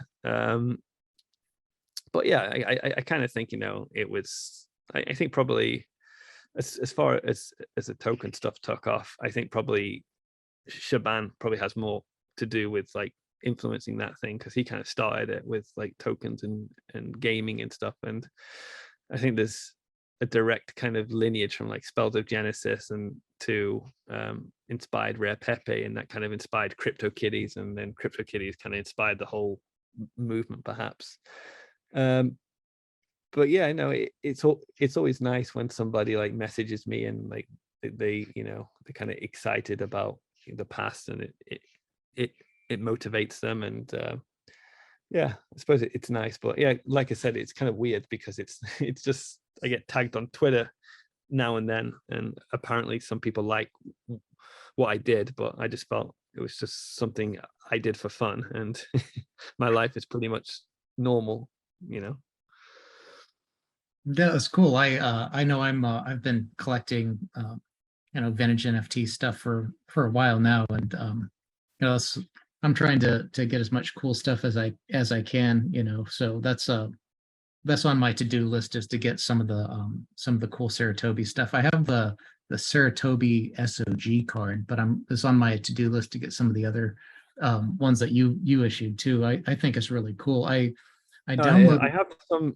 I've reserved some that I'm going to be like using in a game that I want to make. So hopefully there'll be a way for people to get them without buying them.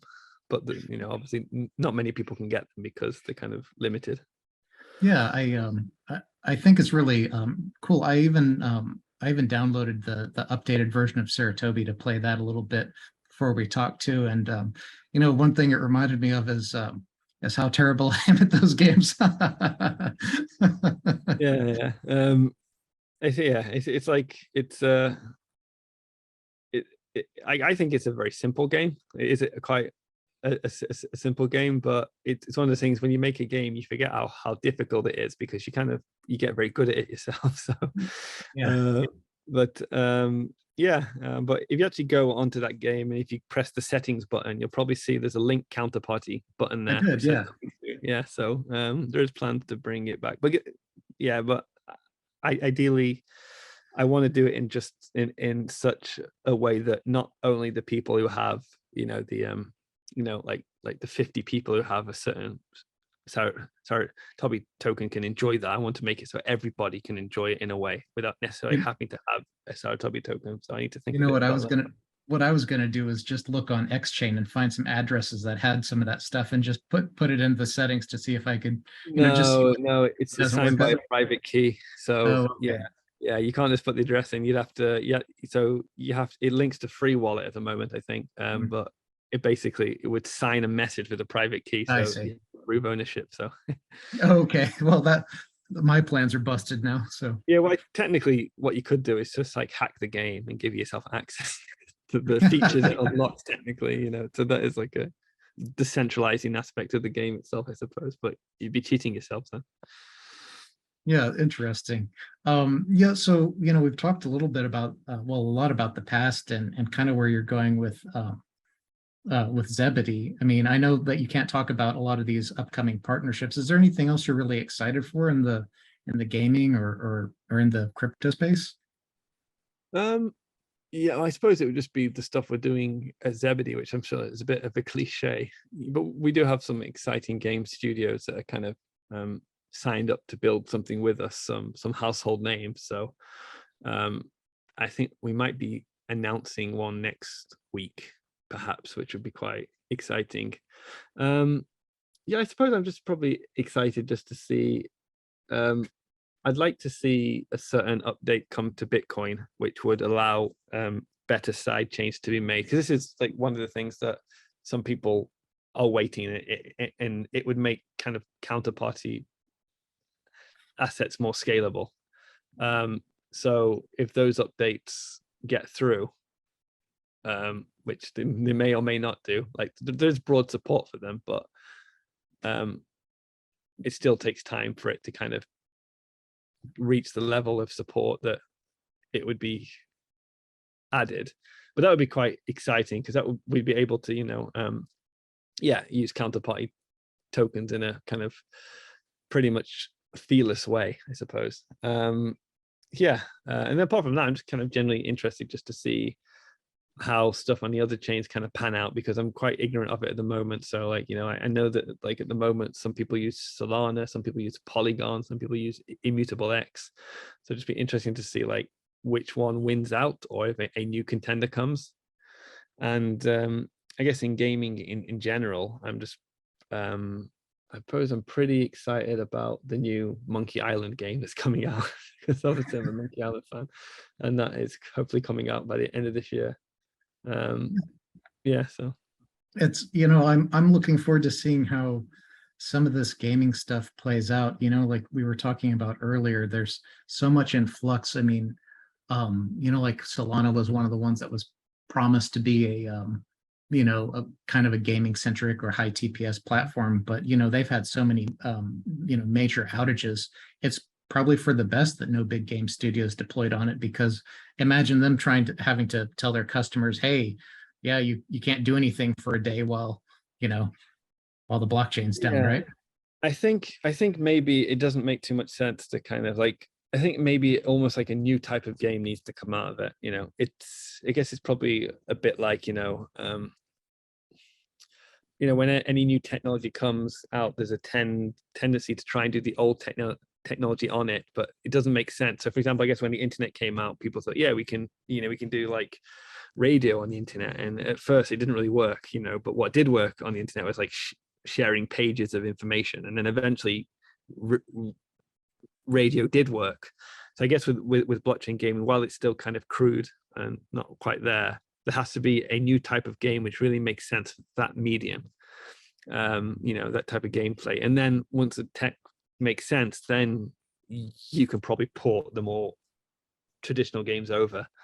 So maybe that's where it kind of like somebody thinks of this really clever game that really just works with the tech and it makes sense, but it's something different.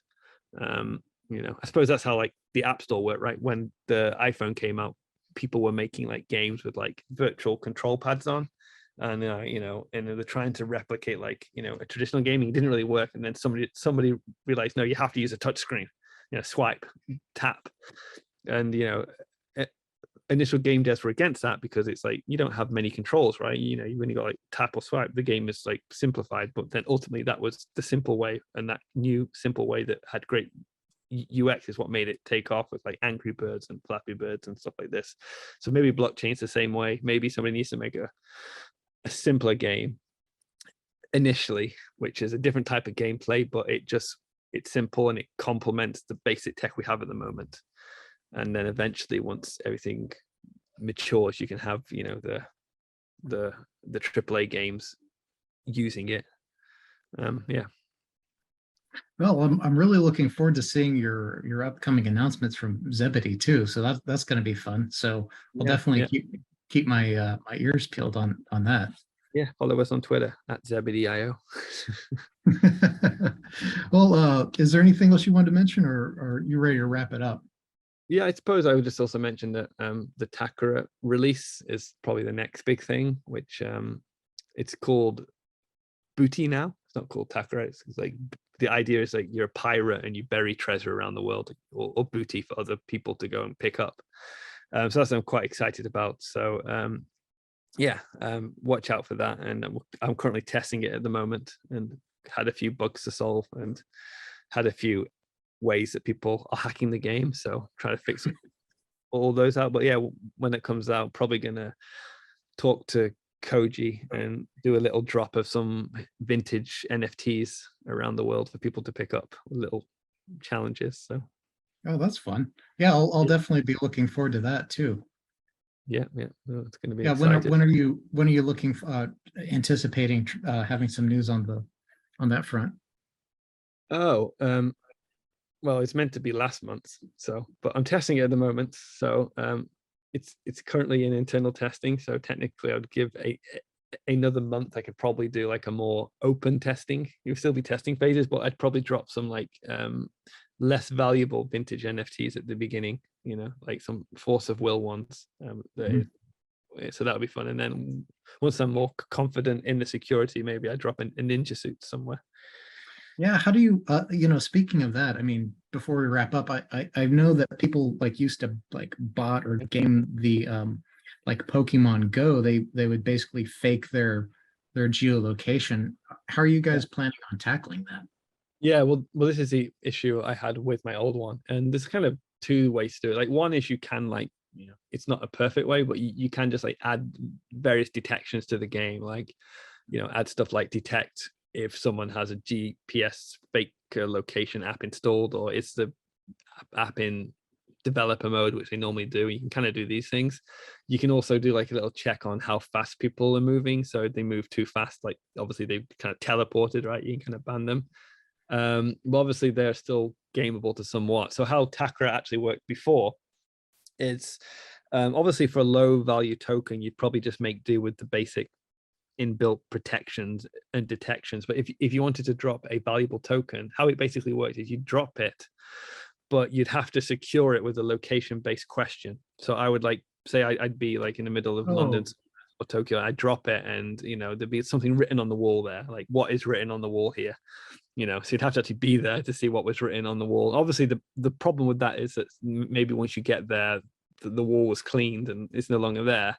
But it kind of worked eventually. And then, if it was reported as like this this token is uncollectible because someone went there and like they can't get the information that was required, then the person who dropped it would be notified and they could undo it, or they, you know. So but that's how we kind of ultimately solved it, was to basically make it like a specific location based question. That's really clever. And yeah, just making sure it's something that you can't see on Google Street Maps or Street Yes, View, whatever. exactly. Yeah. A lot of it was like, what I used to do quite a lot is I used to go to like, venues or stores and just like drop like, what is the a Wi-Fi SSID here, because you could open it up and there'd be like a bunch of like Wi-Fi SSID, so you'd have to like enter a couple of them or something. And sometimes I didn't do a location-based question. Sometimes I just did a question, and I kind of thought, well, you may have faked your location, but if you've answered this question, it's a difficult question, then yeah, it's fair enough, you might as well have it. So the question could just be something like, like a riddle or something like that. I don't know. Yeah, but yeah, it is a problem, to be honest. So it'll be interesting to see this time. Like, it kind of wasn't a major problem before, but it'll be interesting to see. But before, NFTs weren't worth as much as they are now. So if NFTs are worth a lot more, it might be a bigger problem now, right? People might really find ways to exploit it. So yeah, I guess I'll find that out during testing. Yeah, it's an interesting problem, and I hadn't even thought of the idea of, like you said, using location-based questions. That's pretty clever. Yeah, it can be gamified as well, right? So obviously, sometimes like the thing with games, any friction point you can kind of turn into like a gamification thing, So yeah, that can be part of the game, is actually like going around and like trying to find what's written on walls or something, like what's the name of this, like, I don't know, restaurant. Well, obviously you can see that on Google Street Maps, but like one was like, what is the name of the staff who works here on Tuesdays? Yeah. But like that was, but to be fair, a lot of people so we did this thing in Japan where stores would drop it, right? So a store would drop it in the store, and then because the store had dropped it in the store to get people to come to the store would just be like, the question would be like what's the voucher code, like what's the password, and then you go to the store, tell them you're here to pick it up, and they would show you the password to claim it, kind of thing, right? So that was like quite secure, and it brought you to the store, kind of thing. But yeah, anyway, well, we'll find out once it's out there. Maybe there's a better way to handle it. If anybody has any good ideas, let me know. Yeah, that sounds fun. I think it'd be neat to be able to, drive around and pick up cool, fun stuff. Yeah. There's some YouTube video of a guy who was doing that in Japan, actually. He was driving around, like he's kind of combining it with sightseeing, so he kind of made his sightseeing more fun. So I dropped some at like some temples, and then he would go, I'm going to go to this temple today, and this is so and so temple, it's famous for this, and now I've also picked up some Bitcoin or something. So it kind of yeah, there's like a tourism thing there, so might have to do some sort of collaboration with like a tourism board or something for some city or something. Yeah, and like you said, it'd be fun to see if people pick that up for advertising too. It'd be neat. They did before, so yeah, but yeah, hopefully they will again. Okay, well, thanks for joining me again today. Been great fun. Had a really nice chat.